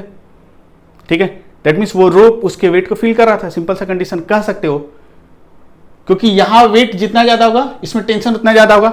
दैट मीन्स वो स्ट्रिंग जो होगा उतना ही सेंसिटिव होगा। तो वो स्ट्रिंग क्या होगा? सेंसिटिव है। किसके प्रति सेंसिटिव है? तो उसके साथ जो अटैच्ड मास है उसके वेट के प्रति सेंसिटिव है। मतलब वेट अगर इसका बढ़ा दोगे तो इस स्ट्रिंग को पता चल जाएगा कि वेट बढ़ गया है। इसलिए हम लोग कहते हैं कि string is sensitive towards the weight of the mass attached to it, ठीक है, ये तो क्लियर है। अब देखो, ये थोड़ा सा बताने के पीछे कारण क्या था कि ये जो स्टेटमेंट लिखे थे ना, थोड़ा सा आपको फील है कि सही में इस स्ट्रिंग को फील हो रहा कि ये जो मास है इसके वेट को वो फील कर पा रहा, किसकी वजह से, ड्यू टू टेंशन, ठीक है। अब देखो, ये तो क्लियर हो गया। दैट मीन्स अब हम लोग ये सारा कहानी पिछला जो पढ़े थे बंद करते हैं, अब सीधे आते हैं कि ये जो रस्सी है, अब सीधे यहां से फिर से स्टार्ट हम लोग करते हैं। ध्यान से देखना, ये आपको थोड़ा समझाने के लिए मैंने बता दिया, लेकिन अब हम लोग का मेन फोकस इस पर होना चाहिए कि ये जो स्ट्रिंग है इसको फील हो रहा किसका वेट, इस बॉब का, ठीक है, क्लियर। दैट मीन्स हम कह सकते हैं string is sensitive towards the weight of the Bob. अब देखो, अब हम लोग करते क्या है कि सेम स्ट्रिंग को, अगर ये स्ट्रिंग ऐसे लेंथ L ले लिए, ये बॉब है, ठीक है, इसका मास M, और इस पर एक चार्ज Q ले लेते हैं, और ये मान लो कि प्लस Q है, ठीक है, और एक इलेक्ट्रिक फील्ड हम लोग इधर सेटअप कर दिए, एक इलेक्ट्रिक फील्ड इस डायरेक्शन में सेट कर दिए, ठीक है। पहले ये बताओ, ये जिस समय इलेक्ट्रिक फील्ड नहीं था, यह जो स्ट्रिंग था किसके वेट को फील कर रहा था भाई, उस बॉब के वेट को फील कर रहा था, क्लियर। वो स्ट्रिंग, वो रस्सी किसको फील कर रहा था, उसके वेट को। अब सोचो, वही सिंपल पेंडुलम है और जिस रीजन में उसको रखे हैं वहां पर एक इलेक्ट्रिक फील्ड को ऑन कर देते हैं, एक इलेक्ट्रिक फील्ड को सेटअप कर देते हैं। बाय एनी मींस, ये इलेक्ट्रिक फील्ड कैसे है उस पर सोचना नहीं है, इस इलेक्ट्रिक फील्ड को सेटअप कर दिए। जैसे इलेक्ट्रिक फील्ड को सेटअप करोगे तो आपको क्या लगता है, क्या वो जो रस्सी है वो रस्सी अभी भी सेम वेट फील करेगा या कुछ अलग वेट फील करेगा? तो चलो भाई रस्सी से पूछ कर देखते हैं। किससे पूछेंगे, बोलो यार, उस रस्सी से पूछ कर देखते हैं कि क्या अभी भी तुमको सेम वेट फील हो रहा है या कुछ अलग वेट फील हो रहा है। तो डायरेक्ट हम इस रस्सी की बात करें तो इससे अगर पूछोगे तो ये रस्सी की अगर हम बात करें तो इससे पूछोगे तो ये देखो बहुत गुस्से में आ गया, आगे कुछ सोचना ही नहीं है। जब हम पूछने गए तो देखे कि ये जो रस्सी है भाई इसका एक्सप्रेशन बदल चुका था। पहले देखो जब ये बॉब नहीं था तो इसकी लाइफ बहुत खुशहाल थी, बहुत खुश था। जैसे ही बॉब को अटैच किए, यहां कह सकते हो तुरंत इसका एक्सप्रेशन बदल गया क्योंकि इसके ऊपर टेंशन बढ़ गया। और जब क्योंकि ये बोझ है, आप ही के ऊपर बोझ बढ़ता है, किसी चीज की जिम्मेदारी बढ़ती है तो ऊपर टेंशन बढ़ जाता है। तो इस रस्सी के साथ भी वही हुआ भाई, इसके ऊपर बोझ थोड़ा सा बढ़ गया। पहले एकदम बोझ नहीं था, जैसे बचपन में रहते हो आप, किसी तरह का बोझ नहीं है, कुछ भी नहीं करना, ना घर के लिए ना किसी के लिए, बहुत टेंशन फ्री रहते हो, ठीक है। उस समय आप क्या होता है, खुश रहते हो। लेकिन थोड़ा सा टेंशन बढ़ता है पढ़ाई वढ़ाई का, तो ये मान लो कि छोटा सा ये बोझ आपके पास आ गया, तो ये स्ट्रिंग भी इसी तरह का ये बोझ फील करा क्योंकि इसके अंदर टेंशन जनरेट हो रहा है। I feel the weight of the Bob. आप सोचो, जैसे इलेक्ट्रिक फील्ड हम लोग ऑन किए, जैसे इलेक्ट्रिक फील्ड ऑन करेंगे, ऑन करने के बाद क्या होगा पता है, ये पता है कोई कथा कहानी नहीं है, सच बता रहा हूं, ये कंसेप्चुअल पार्ट है। इसको थोड़ा एक कहानी के थ्रू मैं बताने की कोशिश कर रहा हूं और ये बहुत इंटरेस्टिंग है। और वो देखना कि आपको पूरा फील होगा, आप केवल शॉर्टकट लिखोगे नहीं, आप उसको फील कर सकते हो कि वो शॉर्टकट लिखे क्यों हो, ठीक है। अब देखो इसका एक्सप्रेशन बदल गया, दैट मीन्स इसके थ्रू अगर हम लोग देखें तो दैट मीन्स ये जो स्ट्रिंग है ये इसका एक्सप्रेशन तभी बदल सकता है जब इसके ऊपर जो लोड था, जो बोझ होगा वो बढ़ गया होगा। दैट मीन्स लोड और बोझ कहां बढ़ा होगा, इस बॉब के पास। तो बॉब के पास देखोगे कोई एक्स्ट्रा वेट तो लगाया नहीं है भाई, एक्स्ट्रा वेट हम लोग लगाए नहीं है, फिर भी ये बेचारा इतना दुखी क्यों हो गया। तो ये कहेगा कि अगर इससे पूछोगे तो ये कहेगा कि भाई सिंपल सा एक स्टेटमेंट अगर इससे पूछोगे तो ये कहेगा ऐसा, ठीक है, ये कहेगा कि I feel the Bob heavier. ये कहेगा कि जो बॉब है भाई वो हमको भारी लग रहा, ये कहेगा बॉब हमको भारी लग रहा, मतलब ये कहेगा कि इस बॉब का वेट बढ़ गया और इसीलिए बेचारा अगर वेट बढ़ गया, लोड बढ़ गया इसके जिंदगी में, लोड बढ़ने का मतलब क्या होगा, ये बहुत ज़्यादा टेंशन में आ गया, बहुत ज़्यादा फ्रस्ट्रेटेड हो गया, इसलिए इसका एक्सप्रेशन ऐसा था। लेकिन अब सोचो हम इसकी बात को क्यों मान लें, इस स्ट्रिंग की बात को हम कैसे एक्सेप्ट करें कि इसके ऊपर लोड बढ़ गया। हम तो देख रहे हैं अभी भी एक ही बॉब अटैच्ड है, दो बॉब अटैच्ड होता है तब तुम कहते कि उसका वेट बढ़ गया होगा, तब वो हेवियर फील कर रहा होगा। लेकिन यहां अगर ध्यान से देखोगे कि जैसे इलेक्ट्रिक फील्ड को ऑन किए, या भले हम कोई एक्स्ट्रा मास अटैच नहीं कर रहे हैं, सेम मास है लेकिन इसके ऊपर एक चार्ज प्लस क्यू है, और जैसे आप इलेक्ट्रिक फील्ड को ऑन करते हो, किसको ऑन करते हो, जैसे ही आप इलेक्ट्रिक फील्ड को ऑन करते हो तो उस इलेक्ट्रिक फील्ड के ऑन होने की वजह से आप कह सकते हो कि ये कंडीशन क्या ले रहे हैं कि फील्ड यूनिफॉर्म है, तो इस पॉइंट पर भी इंटेंसिटी वेक्टर होगा, इस बॉब के पास भी, तो जो इंटेंसिटी वेक्टर उस बॉब के पास होगा उस बॉब पर क्या करेगा, एक फोर्स एक्सर्ट करेगा। तो इलेक्ट्रिक फील्ड क्या करता है, वो पहले देखता है कि नेचर ऑफ द चार्ज क्या है, तो यहां देख रहा है कि पॉजिटिव चार्ज है, तो उस पर जो फोर्स एक्सर्ट करेगा वर्टिकली डाउनवर्ड डायरेक्शन में, तो कह सकते हो कि ये पहले वेट केवल एक ही फील कर रहा था, mg फील कर रहा था, कह रहा था कि कुछ ये वेट फील कर रहा है, लेकिन यहां ये जो स्ट्रिंग है कहेगा एक वेट हम फील कर रहे हैं, इसके पास एक वेट पहले से था, लेकिन ये जो इलेक्ट्रिक फील्ड है यहां एक electric field intensity vector set किया होगा, और वो जो इंटेंसिटी वेक्टर है इस चार्ज पर इन वर्टिकली डाउनवर्ड डायरेक्शन एक फोर्स एक्सर्ट करेगा। उसके पास जो भी ताकत होगी, जो भी उसके पास कह सकते हो कि कैपेसिटी होगी, ड्यू टू दैट वो उस चार्ज पार्टिकल पर एक फोर्स एक्सर्ट करेगा। किधर फोर्स एक्सर्ट करेगा, तो जिस तरफ उसका डायरेक्शन है, क्योंकि चार्ज का नेचर क्या पॉजिटिव है, तो वर्टिकली डाउनवर्ड डायरेक्शन में एक फोर्स और इस पर एक्ट करना शुरू करेगा, और ये जो फोर्स होगा इसको हम Q इंटू E लिख सकते हैं। अब सोचो, इस बॉब को पहले केवल वेट नीचे पुल कर रहा था, तो ये इतना ही लोड था, लेकिन अब इस बॉब को इसका वेट नीचे पुल कर रहा है, लेकिन उसके साथ जो इलेक्ट्रिक फील्ड एग्जिस्ट कर रहा है, उस इलेक्ट्रिक फील्ड की वजह से जो फोर्स लग रहा है, ये फोर्स भी इस बॉब को नीचे क्या कर रहा है, पुल कर रहा है। इसीलिए जो स्ट्रिंग है तुरंत उसमें टेंशन क्या हो गया होगा, बढ़ गया होगा, क्योंकि जितना ज्यादा अमाउंट से पुल करोगे, एक स्ट्रिंग में जितना ज्यादा पुलिंग होगा उसमें टेंशन का वैल्यू क्या होगा, उतना ही बढ़ेगा, और टेंशन अगर बढ़ेगा तो ऑटोमेटिक उस स्ट्रिंग को फील होगा कि वहां उस अदर एंड पर जो कुछ भी अटैच्ड होगा उसका वेट बढ़ गया होगा। ठीक है, तो ये कह सकते हो कि ये जो स्ट्रिंग है ये फील करेगा कि नीचे की तरफ से जो पुलिंग जो फोर्स लग रहा था, पहले लग रहा था केवल वेट लग रहा था, अब क्या देख रहा है कि भाई अब पहले के रिस्पेक्ट में पुलिंग जो फोर्स है वो बढ़ गया। क्यों? क्योंकि वेट भी लग रहा है, क्यू भी लग रहा है, इसीलिए क्या कहेगा कि अब भाई बॉब हमको पहले के रिस्पेक्ट में क्या लग रहा है, हेवियर लग रहा है, इसलिए बेचारा क्या है, दुखी है। ठीक है, अब सोचो, ये तो क्लियर है, मतलब उसको क्या लगेगा कि जो बॉब का टोटल वेट है ना, वो टोटल वेट बढ़ गया, और अकॉर्डिंग टू दिस स्ट्रिंग हम लोग कहेंगे इस बॉब का जो टोटल वेट है वो वेट बढ़ गया। पहले वेट कितना था mg, अब ये कहेगा mg से ज्यादा वेट हो गया, किसका, बॉब का। कैसे वो उसको नहीं पता है, लेकिन वो कहेगा भाई वेट बढ़ गया। ठीक है, अब सोचो, ध्यान से सुना क्या कर रहे हैं, बहुत मतलब एक लॉजिकल आपको रीजन दे रहे हैं, ध्यान से समझने की कोशिश करना है। अब ये कहेगा, अब सोचो अगर हम इस स्ट्रिंग की बात करें, और ये सोचो स्ट्रिंग ऐसे नहीं था, ऐसे हो गया था थोड़ा गुस्से वाले फेस में, और ये सोचना शुरू किया, क्या सोचना शुरू किया कि भाई इस बॉब का वेट, क्योंकि इसको दिख नहीं रहा इलेक्ट्रिक फील्ड, तो इसको दिखेगा नहीं, जब हम ही लोगों को नहीं दिखता है तो इस बेचारे को कहां से दिखेगा। इलेक्ट्रिक फील्ड इंटेंसिटी वेक्टर को हम देख नहीं सकते हैं, भले उसके इफेक्ट को एक्सपीरियंस हम लोग कर सकते हैं, तो जब हम लोग इलेक्ट्रिक फील्ड इंटेंसिटी वेक्टर को देख नहीं सकते हैं, तो ये जो स्ट्रिंग है इस बेचारे के पास इतना दिमाग तो है नहीं, हम लोग जितना तो है नहीं। ठीक है, अब सोचो ये कहाँ अनपढ़ गंवार और हम लोग कहाँ पढ़े लिखे, तो इसको कहाँ से पता चलेगा। लेकिन सोचो थोड़ा सा इसको फिजिक्स कहीं से पढ़ा होगा, मान लो मेरी संगत में रहते रहते इसको फिजिक्स आ गई होगी, तो ये थोड़ा सा सोचेगा, क्या सोचेगा, तो ये सोचना शुरू करेगा कि भाई पहले तो ये सोचेगा कि कोई मास दिख नहीं रहा है, कोई एक्स्ट्रा मास अटैच नहीं हुआ, लेकिन इसका वेट बढ़ गया। तो सोचो ये सोचेगा कि इस बॉब का जो वेट है दो चीज पर डिपेंड करता है, मास और जी पर। इसको इलेक्ट्रिक फील्ड नहीं दिख रहा, हम ये पॉइंट ऑफ व्यू लेकर चल रहे हैं, ये ध्यान रखना कि इसको इलेक्ट्रिक फील्ड दिख नहीं रहा, इलेक्ट्रिक फील्ड वेक्टर जो उस पर फोर्स एक्सर्ट करो वो दिख नहीं रहा।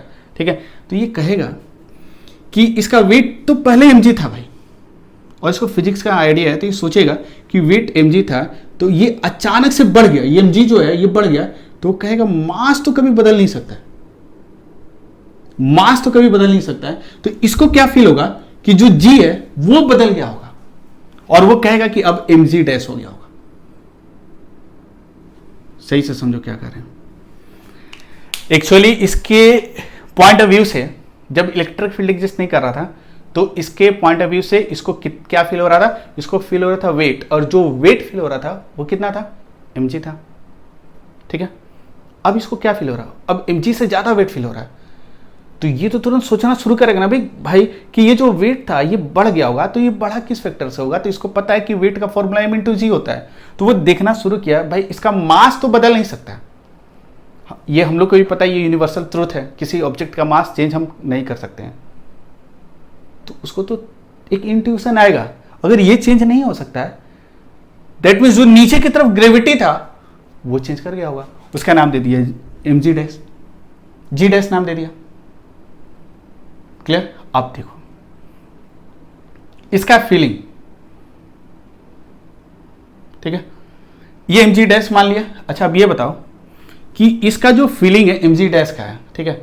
अच्छा ये बताओ कि ये जो mg डैश है इसके फीलिंग्स को उठाते हैं, ये जो फील कर रहा था कि हम इतना वेट फील कर रहे हैं, ठीक है, तो हम इसके पॉइंट ऑफ व्यू से मैंने लिख सकते हैं कि wait of the Bob, wait of the Bob, ठीक है, ठीक है, कितना आ जाएगा, वेट ऑफ द बॉब इसकी वजह से। अच्छा एक बात बताओ, वेट ऑफ द बॉब इसकी वजह से हम mg डैश मान लिए, ठीक है, ये कह रहा था कि g चेंज कर गया और g डैश मान लिया, ठीक है। अच्छा ये बताओ, हम लोग को दिख रहा है, हम लोग को इलेक्ट्रिक फील्ड दिख नहीं रहा है, लेकिन हम लोग सेट किए तो हम लोग को पता है कि इलेक्ट्रिक फील्ड है, इसको नहीं पता था, इस बेचारे को पता नहीं था, लेकिन हम लोग को पता है कि हम लोगों ने एक इलेक्ट्रिक फील्ड सेटअप किया, तो हम लोगों के पॉइंट ऑफ व्यू से क्या निकलेगा, हम लोग के पॉइंट ऑफ व्यू से इसको हेवियर क्यों फील हो रहा है, इसको ज्यादा वेट फील क्यों हो रहा है, बताओ यार कैसे क्यों फील हो रहा है।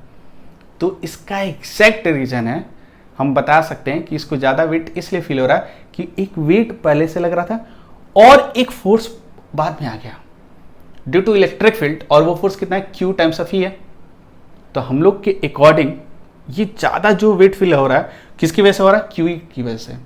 तो अगर मान लो अगर हम लोग को बताना हो कि ये कितना फोर्स नीचे की तरफ फील कर रहा है, नीचे की तरफ कितना फोर्स फील कर रहा है, तो क्या बोलोगे आप, क्या बोलोगे, मतलब ये जो बॉब जो वेट फील करेगा नीचे की तरफ, तो हम लोग क्या बोलेंगे, वेट ऑफ द बॉब कह सकते हो, weight of the bob with respect to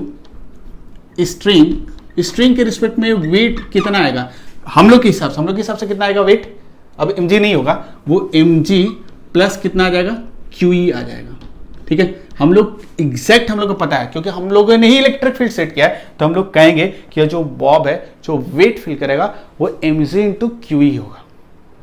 लेकिन अगर बॉब से पूछोगे, उसको ये टर्म दिख नहीं रहा है, वो डायरेक्ट बोलेगा कि भाई मेरे रिस्पेक्ट में तो इसका मास तो चेंज होगा नहीं, और उसने क्या किया, चेंज कर दिया, ग्रेविटी को ही चेंज कर दिया, बोले जी चेंज कर गया होगा, ज्यादा नहीं सोचेगा, बोलेगा जी चेंज कर गया होगा, क्योंकि हम लोगों ने चोरी चुपके से इलेक्ट्रिक फील्ड को ऑन किया था, उसको पता नहीं चला था, ठीक है। तो वो बोलेगा भाई जी किसी कारण से बदल गया होगा, या क्योंकि वो सोचेगा ना भाई इसके नीचे क्या अर्थ है, अर्थ इसको पुल कर रहा था वेट mg के साथ, सोचा होगा कि अर्थ के डायमेंशन में कोई बदलाव आया होगा, इसलिए जी चेंज कर गया होगा, उसको और कुछ नहीं दिख रहा था, ठीक है। तो mg dash equals to mg plus QE, एक इक्वेशन हम लोग को मिल गया।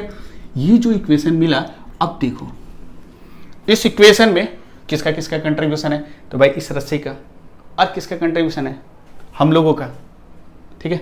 अच्छा अब ध्यान से देखो, क्लियर, ये फीलिंग किसकी बात हो रही थी, ये फील कर रहा था कौन, रस्सी की बात हो रही थी या स्ट्रिंग की बात हो रही थी। अब देखो यहां से एक इक्वेशन निकालते हैं, G dash equal to mg plus QE by m को इधर लेके आ गए, इसको लिख सकते हैं G plus QE by m, ठीक है।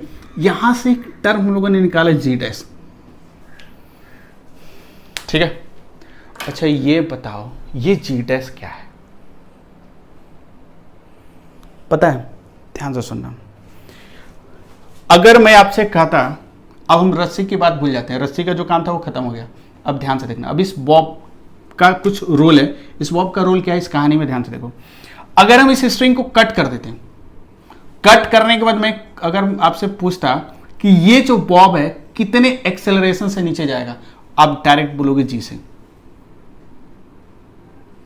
वेट किसका पार्ट है, स्ट्रिंग का, वो इतना फील कर रहा था, लेकिन जी कौन फील कर रहा है, रस्सी फील नहीं करेगा जी, क्योंकि रस्सी के पास कोई मास नहीं है, अगर हम कट कर दिए उस रस्सी को, उस स्ट्रिंग को कट कर देते हैं, तो कट करने के बाद जो बॉब है जैसे नीचे की तरफ जाना शुरू करेगा, कितने एक्सेलरेशन से जाएगा? जी एक्सेलरेशन से जाएगा। दैट मीन्स जी और स्ट्रिंग में कोई रिलेशन नहीं, कोई लेना देना नहीं है। जी और स्ट्रिंग में कोई लेना देना नहीं है। वेट और स्ट्रिंग में सर्टेन एक कर सकते हो कि रिलेशन आ रहा था, क्योंकि string is sensitive towards weight, but string is not sensitive towards g, because g is the property of a mass. तो इस मास का प्रॉपर्टी कट करो तो ये जी एक्सेलरेशन फील करेगा। ठीक है, अब देखो ध्यान से, जैसे हम यहां से यहां ट्रांजिट कर रहे हैं, एमजी डैश से जी डैश पर हम लोग आ रहे हैं, स्ट्रिंग का कंसेप्ट भूल जाएंगे। स्ट्रिंग बस यहीं तक था, उसका रोल यहीं तक था, इसके बाद वो मर गया, मान के चलो मर गया, कोई मतलब नहीं है, क्योंकि अब जी डैश स्ट्रिंग का कुछ नहीं है। ये जो पैरामीटर जी डैश है, it is related to this bob. इसका मतलब कि अगर इस बॉब को कट कर दें तो ये बॉब पता है नीचे की तरफ जाएगा कितने एक्सेलरेशन से? अगर इलेक्ट्रिक फील्ड एग्जिस्ट कर रहा है तो ये बॉब कितने एक्सेलरेशन से नीचे जाएगा? जी से नहीं जाएगा। जी डैश ये प्रॉपर्टी किसका है? ये बॉब का प्रॉपर्टी है, तो ये जी डैश से नीचे जाएगा। क्लियर? थोड़ा सा समझो।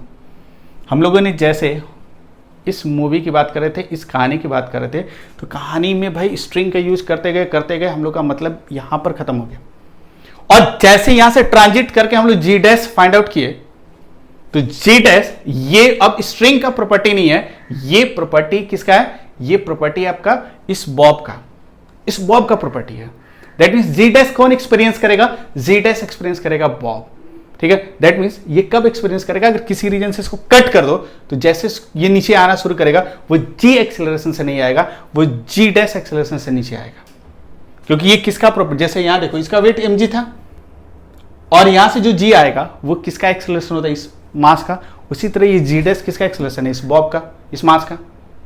क्लियर? दैट मीन्स अब देखो, ये जो जी डैश है, इसी जी डैश को हम लोग कहते हैं कि इसी को हम लोग अपने टर्म में एक अलग से नाम दे देते हैं, this is called G effective, और इसको कह सकते हैं कि effective acceleration due to gravity. एक नया कंसेप्ट हम लोग इंट्रोड्यूस कर रहे हैं, जी डैश का एक नाम दे दिए, जी इफेक्टिव। जी डैश को एक नाम दे देते हैं जी इफेक्टिव, और ये कितना हो जाएगा? G plus Q E by M. ठीक है, जी डैश जी इफेक्टिव कितना आ जाएगा? G plus Q E by m. That means कहने का मतलब क्या है कि वो जो बॉब है वो टोटल कितना जी इफेक्टिव एक्सपीरियंस करेगा? तो g plus Q E by m. Clear? अब देखो हुआ क्या, जैसे जी इफेक्टिव निकालोगे, जैसे जी इफेक्टिव निकाले, दैट मीन्स कह सकते हो हम लोगों ने हेल्प लिया था स्ट्रिंग का, जी डैश निकला बॉब का। ठीक है, दैट मीन्स कह सकते हो कि इस बॉब को लगेगा कि भाई अब ग्रेविटी जी नहीं है, कितना है? जी इफेक्टिव है। अब सीधे हम स्ट्रिंग की बात नहीं करें, किसकी बात करें? बॉब की बात करें। तो बॉब को अगर इसको कट कर देते तो इतना से नीचे जाता, अगर कट नहीं करते तब भी इसके पॉइंट ऑफ व्यू से देखोगे तो इसको क्या फील होगा? अगर इसकी बात करोगे, इस बॉब को अगर इसके पास सेंस होगा तो ये आपको इंडिकेट करेगा कि अब भाई इसका जी अब जी नहीं है, यहां पर ये बॉब कुछ एक्सपीरियंस करेगा। कितना एक्सपीरियंस करेगा? जी। यहां पर बॉब कितना एक्सपीरियंस करेगा? G effective. ये नहीं कि काटने के बाद ही जी इफेक्टिव एक्सपीरियंस करेगा, ये जब यहां पर है तब ये कितना इफेक्टिव ग्रेविटी फील करेगा? G effective. और जी इफेक्टिव कितना हो जाएगा? G plus Q E by m. Clear? अब देखो, अब हम लोग ठीक है यहां से एक नया कंसेप्ट लेकर आ गए कि टाइम पीरियड जब भी हमको फाइंड आउट करना होगा, तो टाइम पीरियड फाइंड आउट करने के लिए हम लोग क्या करेंगे पता है? यहां से टाइम पीरियड फाइंड आउट करने के लिए time period of a simple pendulum 2 पाई, पता है कितना आएगा? इस केस में जो टाइम पीरियड आएगा, आप डायरेक्ट लिख सकते हो कि time period 2 pi root L by ji effective. कितना आ जाएगा? 2 pi root L by ji effective. और ये जो फॉर्मूला है यही हम लोग का शॉर्टकट है। शॉर्टकट क्या निकल गया? ठीक है, टाइम पीरियड कितना आ जाएगा? 2 pi root L by ji effective. ठीक है, जी इफेक्टिव क्या होता है? जी इफेक्टिव को दो तरीके से समझ सकते हो। पहला तरीका क्या है? पहला तरीका है कि ये जो नेट वेट फिल करेगा वो नेट वेट mg डैश होगा और वो mg प्लस क्यूवी के बराबर होगा और वहां से हम लोग जी इफेक्टिव निकाल सकते हैं। और दूसरा बॉब के पॉइंट ऑफ व्यू से, और इसके पॉइंट ऑफ व्यू से देखोगे तो जी डैश क्या होगा, एक जी ग्रेविटी की वजह से लग रहा था और एक जी इलेक्ट्रिक फील्ड की वजह से लग रहा था। ठीक है, दोनों पर आते हैं, पहले इसकी बात करें। बस दोनों केस में यही फॉर्मूला यूज होगा। मतलब अब इलेक्ट्रिक फील्ड में थोड़ा समझाएं आपको, अगर इतना समझना चाहते हो तो समझो, नहीं समझोगे तब भी कोई दिक्कत नहीं। अब डायरेक्ट इसको याद कर लो कि इलेक्ट्रिक फील्ड में जो सिंपल पेंडुलम होता है उसका टाइम पीरियड 2π√L/g इफेक्टिव होता है। बस ये याद रखना है। लेकिन अगर थोड़ा सा समझना चाहते हो तो समझ सकते थे, कोई दिक्कत नहीं था। ठीक है, शॉर्टकट ये है। ठीक है, और वेयर जी इफेक्टिव, ध्यान से देखो, इसको हम बोलेंगे, ये जो फैक्टर है, ये वाला फैक्टर, ये वाला फैक्टर क्या है, नेट एक्सटर्नल फोर्स। इस बॉब पर नेट एक्सटर्नल फोर्स कितना लग रहा है, mg नीचे क्यू नीचे, तो हम लिखेंगे एफ एक्सटर्नल, लिखते थे ना mg इफेक्टिव। अगर इस स्ट्रिंग के पॉइंट ऑफ व्यू से m इंटू जी इफेक्टिव, तो जो टोटल वेट फिल करेगा वो कितना वेट फिल करेगा, डायरेक्ट लिखोगे mg plus Q weight feel करेगा। इसलिए जी इफेक्टिव कितना आ जाएगा, जी इफेक्टिव आ जाएगा mg plus Q by M. और इसी को हम लोग क्या करते हैं, mg प्लस क्यू को, ये अगर ध्यान से देखोगे, this is called F external, मतलब जो उस बॉब पर एक्सटर्नल फोर्स लग रहा डिवाइडेड बाई मास। ठीक है, ये वाला कंडीशन, बस ये ध्यान में रखो। अभी शॉर्टकट का फॉर्मूला जो निकल गया, ठीक है, ध्यान से देखना कि यहां से शॉर्टकट क्या निकला कि जो टाइम पीरियड होगा L/g होता था किसमें, जब इलेक्ट्रिक फील्ड नहीं है, और इलेक्ट्रिक फील्ड होगा तो टाइम पीरियड कितना हो जाएगा, 2π√L/g इफेक्टिव। बस इसको रट जाओ। अब ये सब क्या क्या समझाए थे वो बात की बात है, बस इतना रट जाओ कि time period of this verb कितना हो जाएगा, 2π√L/g इफेक्टिव आएगा। ठीक है, और इसमें जी इफेक्टिव कैसे निकालते हैं, तो जी इफेक्टिव निकालने का तरीका क्या है कि जी इफेक्टिव का फॉर्मूला ये है, total external force divided by mass. G effective का फॉर्मूला यहां से डिराइव करके लेकर आ गए, कितना आ गया, total external force divided by मास। ठीक है, एक्चुअली आपको थोड़ा सा ध्यान ये देना होगा। अब ध्यान से देखो, अब इसको करते क्या, कैसे अप्लाई करेंगे। तो अभी हम लोगों ने देखा कि ये शॉर्टकट आया कैसे, वो कैसे आया, इस पर आप सोच सकते हो, समझ सकते हो। लेकिन अब जब वो समझ लिए तो उसका कोई एप्लीकेशन नहीं है, कोई थ्योरी नहीं, अब उस थ्योरी को आप भूल जाओ। अब सीधे इस शॉर्टकट पर आ जाओ कि अगर हम किसी सिंपल पेंडुलम की टाइम पीरियड की बात करें जो इलेक्ट्रिक फील्ड में अगर है, तो उसका टाइम पीरियड का जो फॉर्मूला होगा, उस फॉर्मूला को लिख सकते हैं T = 2π√L/g effective, where g effective कितना हो जाएगा, एफ एक्सटर्नल, उस बॉब पर जो भी नेट एक्सटर्नल फोर्स लगेगा उसका मॉड डिवाइडेड बाई मास। ये फॉर्मूला, ठीक है। तो इसका बस ये लास्ट पॉइंट, बस इसी को याद रखना है आपको। इसके पहले वो समझना जरूरी था अगर आप बहुत अच्छा करना चाहते थे, इसलिए मैंने उसको बताया था। ठीक है, अब सोचो टाइम पीरियड हम डिफरेंट केस में निकालते हैं। ठीक है, जैसे कहने का मतलब क्या है कि एक पहला केस 1 ले लेते हैं और इस केस 1 में एक सिंपल पेंडुलम ले लेते हैं और ये सिंपल पेंडुलम ऐसे है। ठीक है, इसका मास m है, चार्ज प्लस क्यू है और एक इलेक्ट्रिक फील्ड नीचे है। आपसे पूछा और ये इलेक्ट्रिक फील्ड कंडीशन है कि ये यूनिफॉर्म है। ठीक है, अब आपको करना क्या, ठीक है, अब ध्यान से देखो। इसका टाइम पीरियड पूछा कि टाइम पीरियड कितना होगा। ठीक है, तो टाइम पीरियड निकालने से पहले ये ध्यान में रखना कि टाइम पीरियड निकालने से पहले उसका मेन पोजीशन आप ध्यान में रखना।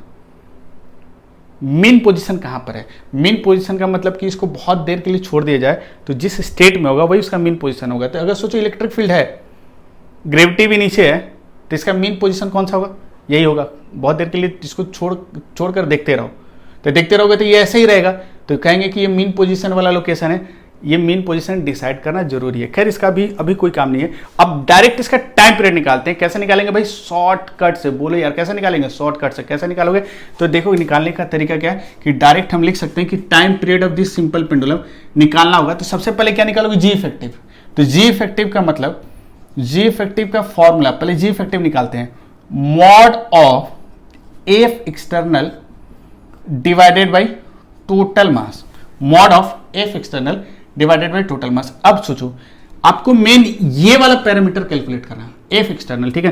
दैट मींस इस अरेंजमेंट की हम बात करें, इस अरेंजमेंट पर बाहर से जो फोर्स लग रहा है उसको ड्रॉ करना होगा, तभी आप एफ एक्सटर्नल निकाल सकते हो, ठीक है। तो इस अरेंजमेंट पर बाहर से फोर्स कौन कौन सा लग रहा है, एक तो ग्रेविटी वेट लग रहा है, इसका वेट हम लोगों ने ड्रॉ कर दिया, एक वेट mg नीचे लगेगा, ठीक है। और ये इलेक्ट्रिक फील्ड इस प्लस चार्ज पर एक फोर्स किधर देगा, नीचे की तरफ देगा, ठीक है।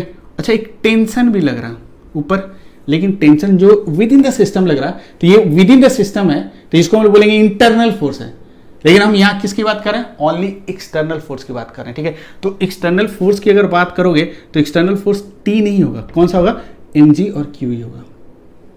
हम नेट एक्सटर्नल फोर्स में टेंशन नहीं है, टेंशन भी लग रहा है, ऐसा नहीं कि बॉब पर टेंशन है, टेंशन लग रहा है, लेकिन हम टेंशन को कंसिडर नहीं करेंगे, क्योंकि हम लोग जो हम लोगों ने शॉर्टकट निकाला है उसमें जो जी इफेक्टिव आया है उसका जो मैग्नीट्यूड होगा वो नेट एक्सटर्नल फोर्स का मॉड डिवाइडेड बाई मास, ठीक है। तो नेट एक्सटर्नल फोर्स में कौन कौन सा आएगा, एक तो इसका वेट, क्योंकि बाहर से अर्थ एग्जर्ट कर रहा है, और एक इलेक्ट्रिक फील्ड जो फोर्स एग्जर्ट करेगा ये भी बाहर से एग्जर्ट कर रहा है, इसलिए दोनों नेट एक्सटर्नल फोर्स है। इन दोनों का वेक्टर समेशन, ये देखो ये वेक्टर है, एफ एक्सटर्नल क्या वेक्टर है, तो ये दोनों सेम डायरेक्शन में है, इसलिए डायरेक्ट ऐड कर देंगे, तो डायरेक्ट हम लोग ऐड कर देंगे, क्योंकि दो वेक्टर अगर सेम डायरेक्शन में होता है तो उसको डायरेक्ट ऐड कर देते हैं, कोई फॉर्मूला नहीं चाहिए। लेकिन ध्यान में रखना है कि ये एफ एक्सटर्नल क्या वेक्टर है, मतलब इन दोनों का वेक्टर समेशन लेना है, लेकिन ये दोनों वेक्टर का डायरेक्शन सेम है, तो डायरेक्ट इन दोनों का समेशन कितना आता है, mg plus QE by m, ये लिख सकते हो, ठीक है, इतना लिख दिए। Therefore g equal g plus QE by m, ठीक है। तो ये क्या निकल गया, g इफेक्टिव, मतलब g इफेक्टिव निकल गया, और ये g इफेक्टिव कौन फील करेगा, ये बॉब। अब इसका टाइम पीरियड मतलब थ्रू आउट द ऑसिलेशन ये इतना acceleration due to gravity feel करेगा, कौन फील करेगा, बॉब, ठीक है। ये निकाले हैं स्ट्रिंग के हेल्प से, लेकिन उसका कंसेप्ट खत्म हो गया। अब ये जी इफेक्टिव निकलता है, जी इफेक्टिव का मतलब throughout the oscillation of the bob ये ऑलवेज जो net acceleration due to gravity feel करेगा वो g plus QE by m, ठीक है। देयरफॉर टाइम पीरियड कितना आएगा, टाइम पीरियड 2 पाई, फॉर्मूला क्या है, L बाई जी इफेक्टिव। अब क्या करेंगे, 2 पाई L, जी इफेक्टिव हम लोग का कितना है, g plus QE by m, देख लो कोई दिक्कत, यहां लिख सकते हैं, टाइम पीरियड निकल गया, हो गया। कहोगे सर ये तो हम लोग कर ही चुके थे, कोई बात नहीं, एक क्वेश्चन पर आते हैं, केस 2 पर आते हैं। केस 2 में ऐसे हम लोग ले लेते हैं, ये स्ट्रिंग ले लिए, बॉब ले ली, इसका लेंथ L, मास M, ये मान लो प्लस QE चार्ज लेते हैं, और इस बार इलेक्ट्रिक फील्ड ऊपर की तरफ है, इलेक्ट्रिक फील्ड की तरफ ऊपर की तरफ है, ठीक है। इसका टाइम पीरियड निकालना, इलेक्ट्रिक फील्ड यूनिफॉर्म ले रहे हैं, बाय डिफॉल्ट हमेशा ध्यान में रखना उसको यूनिफॉर्म ले रहे हैं, ठीक है। इसका टाइम पीरियड कितना होगा, तो टाइम पीरियड कैसे निकालोगे, तो पहले हम लोग क्या कैलकुलेट करेंगे भाई, जी इफेक्टिव। तो जी इफेक्टिव अगर निकालोगे तो जी इफेक्टिव कितना आएगा, सिंपल डायरेक्ट क्या करेंगे, एफ एक्सटर्नल का मॉड डिवाइडेड बाई मास। अब क्या करना है कि इस बॉब पर जी इफेक्टिव तभी निकलेगा जब एक्सटर्नल फोर्स को ड्रॉ करोगे। एक्सटर्नल फोर्स कौन कौन सा लग रहा है, तो पहले एफबीडी बनाते हैं, एफबीडी नहीं, जो जो फोर्सेज लग रहे हैं, एक तो वेट नीचे लगेगा mg, और कौन सा फोर्स लगेगा, ये जो इलेक्ट्रोस्टैटिक फोर्स है, फील्ड है, प्लस के ऊपर फोर्स किधर एग्जर्ट करेगा, ऊपर की तरफ, तो एक एक्सटर्नल फोर्स ऊपर की तरफ लग रहा है Q टाइम्स ऑफ E, लेकिन टेंशन भी लग रहा है, लेकिन टेंशन इंटरनल है, वो एक्सटर्नल नहीं है। जे इफेक्टिव में कंट्रीब्यूशन ओनली एक्सटर्नल फोर्स का होता है, इंटरनल फोर्स का नहीं होता है, ये हमेशा ध्यान में रखोगे, ठीक है। दोनों ड्रॉ कर दिए। अब देखो, अब इन दोनों वेक्टर है, ये दोनों वेक्टर है, दोनों वेक्टर का वेक्टर समेशन लेना है, क्योंकि एफ एक्सटर्नल के ऊपर एरो लगा है, तो इन दोनों वेक्टर का समेशन कितना लोगे, इन दोनों वेक्टर का समेशन कितना लेंगे, वेक्टर समेशन। तो अगर दो वेक्टर अपोजिट डायरेक्शन में होता है तो किसी एक में से दूसरे को घटा देते हैं, जो बड़ा होता है उसमें से छोटे को घटा देंगे। अब सोचो बड़ा कौन सा है, छोटा कौन सा है, ये बड़ा होगा, अगर ये बड़ा होता है तो ये स्ट्रिंग स्लैग कर जाता है, ये बॉब को ऊपर लेके चल जाता, mg से अगर ये बड़ा होता है तो क्यों इसको ऊपर लेके चल जाता, तो ऑसिलेशन होता ही नहीं। ऑसिलेशन तभी होगा जब उस स्ट्रिंग में टेंशन होगा, दैट मीन्स QE कभी भी mg से बड़ा नहीं हो सकता। इस सिचुएशन में QE कभी भी mg से बड़ा नहीं होगा, क्योंकि QE mg से अगर बड़ा हो गया तो ये ऑसिलेट नहीं करेगा, स्लैग कर जाएगा, ठीक है। दैट मीन्स mg क्यू से बड़ा है, तो इसका रिजल्टेंट कितना होगा, इन दोनों का रिजल्टेंट, हम जब भी एफ एक्सटर्नल की बात करते हैं तो एक्सटर्नल फोर्सेस का रिजल्टेंट की बात करें, तो एक्सटर्नल फोर्सेस के रिजल्टेंट का बात करोगे तो कितना आएगा, mg नीचे लग रहा है, क्यू ऊपर लगा, तो mg माइनस क्यू, क्योंकि ये बड़ा हम मानेंगे, ठीक है, तभी ऑसिलेशन शो करेगा। तो हम लिखेंगे डायरेक्ट यहाँ पर mg minus Q E divided by m, और ये कितना आएगा, g minus Q E by m लिख सकते हैं भाई, कोई दिक्कत। ये क्या है, g इफेक्टिव निकल गया। जैसे ही g इफेक्टिव निकल गया, टाइम पीरियड निकालते हैं। टाइम पीरियड कितना आएगा, तो टाइम पीरियड आप कह सकते हो 2 pi root L by ji effective, और जी इफेक्टिव कितना आ जाएगा, L by g minus Q E by m, हो गया। वही इसको अगर एनालिटिकल मेथड से करते, एफबीडी बनाते, रिस्टोरिंग फोर्स निकालो, तो ये आता आंसर, लेकिन बहुत टाइम ले लेता। इसलिए ऑब्जेक्टिव क्वेश्चन में ये कंसेप्ट हम लोग के लिए बहुत काम में आएगा, ठीक है। अब कहोगे सर कुछ कोई और सिचुएशन भी तो हो सकता है, डेफिनेटली हो सकता है। केस 3 ऐसे ले लेते हैं, केस 3 ऐसे ले लिए,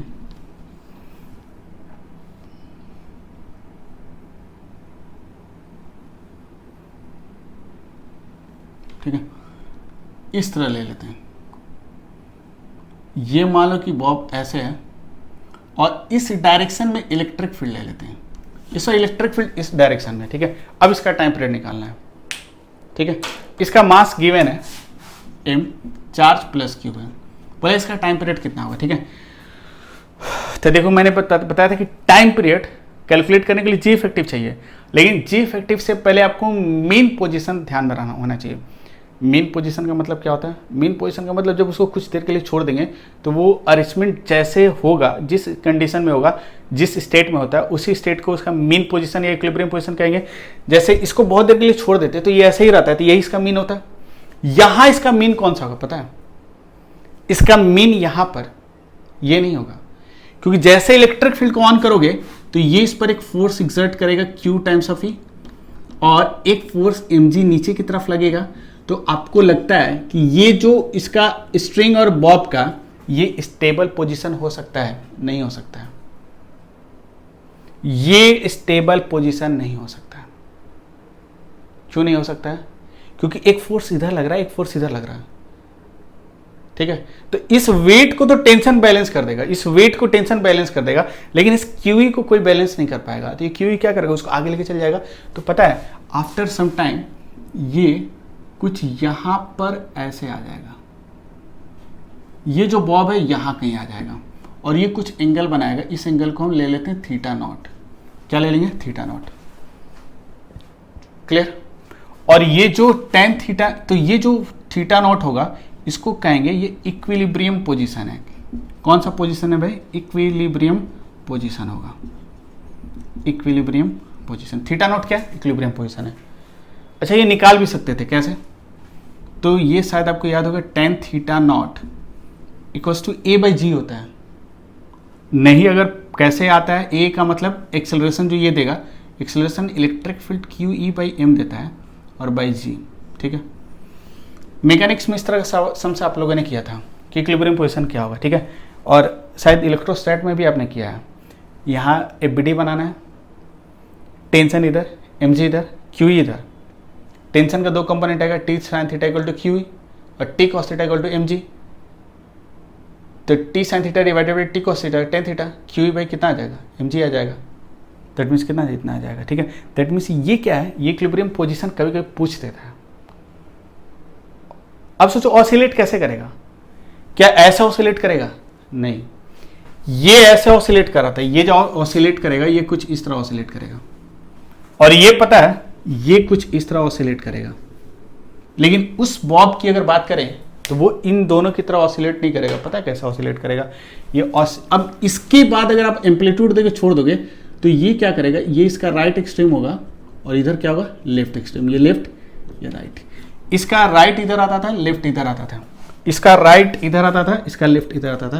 दैट मीन्स अब ये इसके बाद ऐसे ऐसे ऑसिलेट करेगा, इसके बाद ऑसिलेट नहीं करेगा, क्योंकि पार्टिकल जब भी ऑसिलेशन शो करता है तो मेन के अबाउट ऑसिलेट करता है। इक्विलिब्रियम पोजीशन के अबाउट क्या करेगा, ऑसिलेट करेगा। ठीक है, तो ये आपको ध्यान में होना चाहिए। क्लियर। अब इसका टाइम पीरियड चाहिए, तो टाइम पीरियड कैसे निकालोगे? तो टाइम पीरियड निकालने का तरीका क्या है, अभी मैंने आपको बताया था कि सबसे पहले जी इफेक्टिव निकालेंगे। तो जी इफेक्टिव निकालो। जी इफेक्टिव कितना आएगा? तो जी इफेक्टिव हम लोग निकाल सकते हैं, कितना आएगा भाई? एफ एक्सटर्नल का मॉड डिवाइडेड बाई एम। अच्छा, एफ एक्सटर्नल कितना आएगा ये बताओ? एफ एक्सटर्नल का मतलब जो भी एक्सटर्नल फोर्स लग रहा है सबका वेक्टर समेशन। तो ये दो एक्सटर्नल फोर्स लग रहा था, क्यूई लग रहा था और एमजी लग रहा था। इन दोनों का अगर हम बात करें तो इन दोनों का रिजल्टेंट कितना होगा? वही एफ एक्सटर्नल है, तो इन दोनों का रिजल्टेंट कितना होगा? ये दोनों के बीच का एंगल कितना है? 90 डिग्री है। इन दोनों के बीच का एंगल कितना है भाई? 90 डिग्री है। तो रिजल्टेंट कितना आएगा? तो एफ एक्सटर्नल का मॉड निकालोगे, कैसे निकाल सकते हो? तो यहां मैं लिख देता हूं,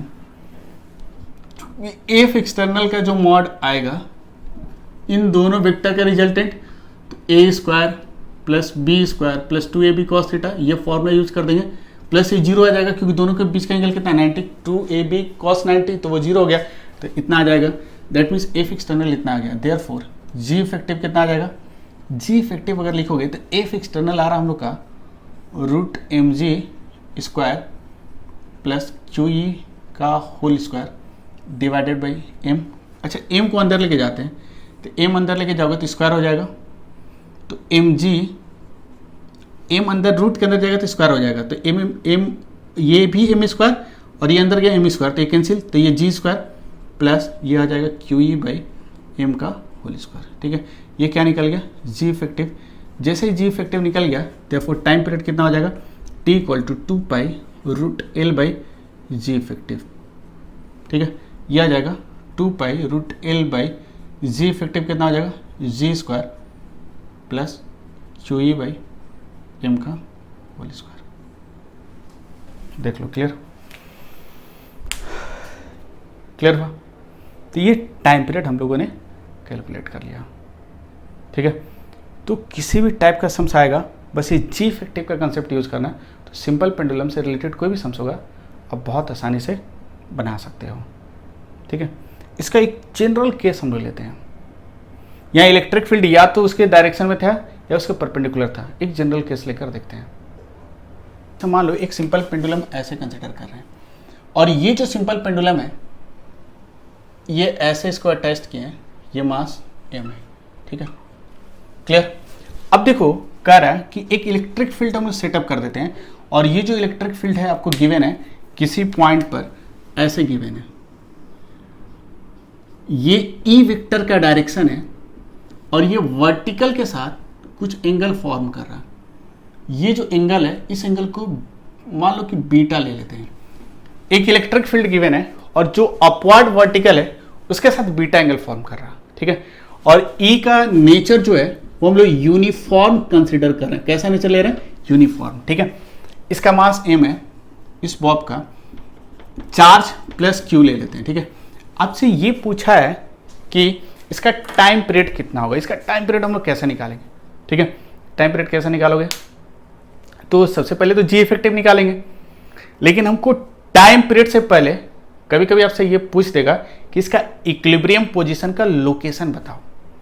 और ये पता है बहुत ही इंपॉर्टेंट क्वेश्चन है। अगर सिंपल पेंडुलम से दिया ना तो इसका देने की चांसेस IIT JEE या नीट में बहुत ज़्यादा होती है। इसका इक्विलिब्रियम पोजीशन जो होगा वो कहाँ पर होगा वो आपको सबसे पहले बताना है, बाद में आपसे टाइम पीरियड पूछेगा। ठीक है, तो इक्विलिब्रियम पोजीशन कैसे बताओगे? तो सिंपल सोचो, ये किधर शिफ्ट करेगा? mg इधर लग रहा, इलेक्ट्रिक फील्ड अगर इधर है तो इस रीजन के हर पॉइंट पर, मतलब इलेक्ट्रिक फील्ड इस पॉइंट पर वर्टिकल के साथ बीटा एंगल बना रहा है, तो यहां भी इलेक्ट्रिक फील्ड होगा जो इस तरफ होगा और वर्टिकल के साथ कितना एंगल बनाएगा? बीटा। तो इलेक्ट्रिक फील्ड इधर फोर्स एक्सर्ट करेगा and due to this force ये इधर को शिफ्ट करेगा, और शिफ्ट करने के बाद मान लो कि ये जो सिंपल पेंडुलम है यहां कहीं पहुंच गया होगा, यहां कहीं पहुंच गया होगा, और ये जो इसका पोजीशन है इसको हम लोग कह रहे हैं कि इसका इक्विलिब्रियम पोजीशन है। यहां से ये मान लो कि यहां तक पहुंच गया होगा, और इस पोजीशन को हम लोग इक्विलिब्रियम पोजीशन ले लेते हैं। ठीक है, और इस इंस्टेंट ये कुछ एंगल फॉर्म कर रहा है, इस एंगल को हम लोग थीटा नॉट ले लेते हैं, ठीक है। इक्विलिब्रियम पोजीशन पर जो एंगल फॉर्म करेगा उसको कितना ले लिया हम लोग, थीटा नॉट ले लिया, ठीक है। अच्छा, इस इक्विलिब्रियम पोजीशन मतलब इस थीटा नॉट का वैल्यू आपसे पूछा, कैसे फाइंड आउट करोगे? तो इसको फाइंड आउट करने का तरीका क्या है, मैंने अभी इसमें आपको एक्सप्लेन किया था, ये आप पहले कर चुके थे इसलिए मैंने इसको कैलकुलेट करके नहीं दिखाया, लेकिन इसमें थोड़ा सा कैलकुलेट करके मैं बता देता हूं जिससे ये भी क्लियर हो जाएगा और ये भी क्लियर हो जाएगा, ठीक है। इसमें देखो सबसे पहले क्या करोगे, थीटा नॉट निकालने के लिए बीडी बनाओगे। बीडी बनाकर देखो क्या क्या होगा, एक तो इस पर फोर्स नीचे की तरफ लगेगा, वेट, और क्योंकि थीटा नॉट निकालने के लिए बीडी बनाकर इक्वेशन लिखना है, और एक फोर्स इस तरफ लगेगा, और ये जो फोर्स होगा Q टाइम्स ऑफ E होगा, क्योंकि प्लस चार्ज है, इस पर एक फोर्स देगा। अच्छा, ये एंगल भी दिखाना जरूरी है कि इस पॉइंट पर जो इंटेंसिटी वेक्टर होगा, क्योंकि इंटेंसिटी वेक्टर केवल यही नहीं होगा, हर पॉइंट पर होगा, इसके साथ कुछ एंगल बीटा बना रहा होगा वर्टिकल के साथ, और एक फोर्स लगेगा टेंशन। अच्छा, टेंशन भी कुछ एंगल फॉर्म कर रहा होगा, उस एंगल को हम लोग ड्रॉ कर सकते हैं। ये एंगल कितना है भाई, ये एंगल हम लोग को बीटा गिवन है, और ये थीटा नॉट है, तो ये एंगल कितना आ जाएगा, थीटा नॉट। नेक्स्ट क्या करोगे, इस एंगल को हमने बीटा दिखा दिया। इसके बाद क्या करना है, जब ये इक्विलिब्रियम में है, कहीं डिस्प्लेस नहीं हो रहा, तो उस पॉइंट पर उसका क्या करते हैं, कोऑर्डिनेट एक्सिस लेते हैं। कोऑर्डिनेट एक्सिस एक्स इधर ले लेंगे और वाई किधर ले लेंगे, ऊपर की तरफ, तो एक्स और वाई ले लिए, ठीक है। नेक्स्ट क्या करते हो, क्योंकि आपको अच्छी तरह से पता है कि इक्विलिब्रियम का इक्वेशन कैसे लिखते हैं, मैंने आपको बताया था, इधर एक्स एक्सिस और इस तरफ क्या ले लेते हैं, वाई एक्सिस, ठीक है। इसके बाद क्या करोगे, जो जो वेक्टर एक्स और वाई के लॉन्ग नहीं है उसका कंपोनेंट, तो क्यों एक्स और वाई के लॉन्ग नहीं है तो इसका एक कंपोनेंट इधर आएगा, एक कंपोनेंट इधर जो आएगा इसको लिख सकते हैं क्यू ई, और इधर बीटा बन रहा है, इधर बीटा नहीं बन रहा, तो जिधर बीटा नहीं बनता उधर साइन बीटा ले लेंगे, और एक कंपोनेंट इसका इधर आएगा, और ये जो कंपोनेंट होगा क्यू ई कॉस बीटा। सो कंपोनेंट में ब्रेक कर दिए। अच्छा, ये वाला जो वेक्टर है टी, इसका भी दो कंपोनेंट आएगा, एक इस तरफ आएगा और एक ऊपर की तरफ आएगा इस तरह। तो ये जो थीटा जिधर बनेगा उधर क्या आ जाएगा, टी कॉस थीटा नॉट, और इस तरफ आ जाएगा टी साइन थीटा नॉट। और इक्विलिब्रियम है तो ये फोर्स और ये फोर्स बैलेंस करेगा, ऊपर का जो टोटल फोर्स है नीचे वाले को क्या करेगा, बैलेंस करेगा। तो इक्वेशन क्या लिख सकते हो, T sine theta not equals to q E sine beta, ये और ये बैलेंस करेगा, एक इक्वेशन ये मिला। एंड सेकेंड इक्वेशन, एंड ये दोनों फोर्स मिलकर इसको mg को बैलेंस करेगा, मतलब T cos theta naught plus Q E cos beta equals to mg, ठीक है। अच्छा, यहाँ से इसको सिंप्लीफाई करेंगे तो T cos theta naught equal to mg minus Q E cos beta, ये लिख सकते हैं। ये सेकेंड इक्वेशन ले लेते हैं, ये हम लोग का फर्स्ट इक्वेशन है। क्या यहाँ से थीटा नहीं निकल जाएगा, थीटा नॉट, तो हम लोग क्या लिख सकते हैं, from 1 divided by 2 tan theta not equals to, इन दोनों को डिवाइड कर दो तो Q E sine beta by M G minus Q E cos beta. निकल गया, देखो बहुत आसान था, उसी तरह निकाले थे जैसे इसमें निकाले हो, ठीक है, क्लियर। तो ये क्या था, थीटा नॉट निकल गया, और ये पूछा भी है शायद कभी, ठीक है। इसके बाद आपसे पूछेगा इसका टाइम पीरियड कितना होगा, तो टाइम पीरियड कैसे निकालेंगे भाई। तो सबसे पहले हम लोग को क्या करना होगा, जी इफेक्टिव चाहिए, तो हम लोग क्या करते हैं, टाइम पीरियड निकालने के लिए जी इफेक्टिव निकालेंगे, और वहाँ से टाइम पीरियड हम लोग का निकल जाएगा, ठीक है। तो देखो कैसे निकालेंगे, इसके लिए सिंपल, जी इफेक्टिव क्या हो जाएगा, नेट एक्सटर्नल फोर्स का जो मॉड है डिवाइडेड बाई मास। तो हम लोग क्या करेंगे यहाँ पर, therefore जी इफेक्टिव सबसे पहले निकालते हैं। तो जी इफेक्टिव कितना आ जाएगा, जो टोटल इस पर एक्सटर्नल फोर्स लग रहा होगा डिवाइडेड बाई मास, ठीक है। तो ये एक्सटर्नल फोर्स का वैल्यू कैसे निकालोगे, एक्सटर्नल फोर्स का मतलब इट ऑल द टाइम, दोनों का डायरेक्शन फिक्स्ड है। देखो मान लो कि यहां पर बहुत लोग को एक्सटर्नल फोर्स निकालने में दिक्कत हो सकता है, तो कुछ करना नहीं है, कोई भी एक पॉइंट ले लो, ठीक है। आप देखो इस ऑब्जेक्ट पर थ्रू आउट द मोशन कौन कौन सा एक्सटर्नल फोर्स लग रहा है, उन दोनों को एक पॉइंट पर लाके ड्रॉ कर दो, ठीक है। एक फोर्स तो लग रहा होगा नीचे, इसको ड्रॉ कर दिए, और एक फोर्स लग रहा होगा, कौन सा, एक्सटर्नल फोर्स की बात कर रहे हैं, इस पर और कौन सा लग रहा होगा, थ्रू आउट द मोशन, क्योंकि throughout the motion weight का डायरेक्शन चेंज नहीं करेगा, और ना ये जो इलेक्ट्रोस्टैटिक फोर्स है उसका डायरेक्शन चेंज करेगा। इसलिए हम लोग कोई एक सिंगल पॉइंट पर दोनों वेक्टर को ला सकते हैं, और जैसे ही दोनों वेक्टर को लेकर आएंगे तो mg नीचे होगा। अच्छा ये बताओ इलेक्ट्रोस्टैटिक फोर्स किधर होगा, QE वेक्टर इधर आएगा, ठीक है। और इन दोनों के बीच ये वाला एंगल गिवन है बीटा। अब हमको क्या चाहिए था जल्दी बताओ, हम लोगों को चाहिए था एफ एक्सटर्नल, मतलब इस वेक्टर और इस वेक्टर का रिजल्टेंट। ध्यान से देखो, इस वेक्टर और इस वेक्टर का रिजल्टेंट चाहिए। तो आप जब भी जी इफेक्टिव निकालना होगा, कोई एक पॉइंट पर थ्रू आउट द ऑसिलेशन जो दो वेक्टर लग रहे थे, क्योंकि बहुत लोगों को क्या होता है ना, समझ में नहीं आता है कि कैसे रिजल्टेंट निकालें। तो एक सिंगल पॉइंट पर जो जो एक्सटर्नल फोर्स लग रहा था, जो उनका अपना डायरेक्शन है, उसको ड्रॉ कर देना। ड्रॉ करने के बाद वेक्टर का कंसेप्ट है, अब इन दोनों का रिजल्टेंट चाहिए तो वही नेट एक्सटर्नल फोर्स का मॉड होगा। तो ये नेट एक्सटर्नल फोर्स का मॉड कैसे निकालोगे, रूट कितना आ जाएगा, ये वाला वेक्टर का मैग्नीट्यूड का स्क्वायर प्लस इस वाले वेक्टर का मैग्नीट्यूड का square plus 2mg QE cos, इसके बाद क्या करोगे, एंगल चाहिए इन दोनों के बीच का। इन दोनों के बीच का एंगल क्या है, इसकी डायरेक्शन, इसका डायरेक्शन इधर है और इसका डायरेक्शन इधर है। तो इन दोनों के डायरेक्शन के बीच का जो एंगल होता है, मतलब ये वाला एंगल जो होता है, इस एंगल को हम लोग क्या कहते हैं, angle between the two vectors. और यही क्या होता है, ये एंगल चाहिए, ये एंगल पाई माइनस बीटा होगा, क्योंकि अगर ये एंगल बीटा है तो ये एंगल कितना हो जाएगा, पाई माइनस बीटा। तो डायरेक्ट लिख सकते हैं कॉस पाई माइनस बीटा, ठीक है। अब इसको सिंप्लीफाई करते हैं, root mg square plus QE square plus 2mg। अच्छा ये बताओ कॉस पाई माइनस बीटा है, माइनस कॉस बीटा आएगा, pi minus beta minus cos beta, तो minus 2mg QE cos beta, negative sign आ गया, ठीक है।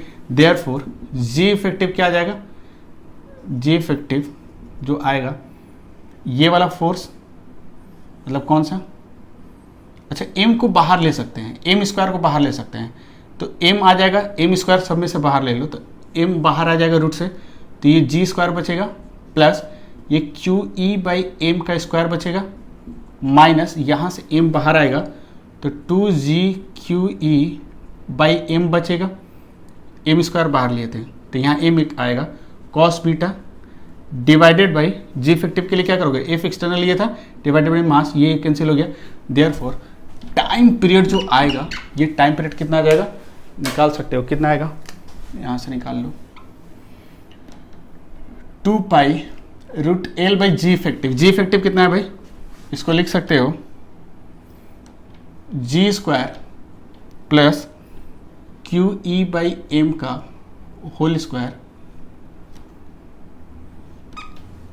Minus 2g QE by M cos beta bracket close और हाफ, ये रूट के अंदर हाफ है, ठीक है।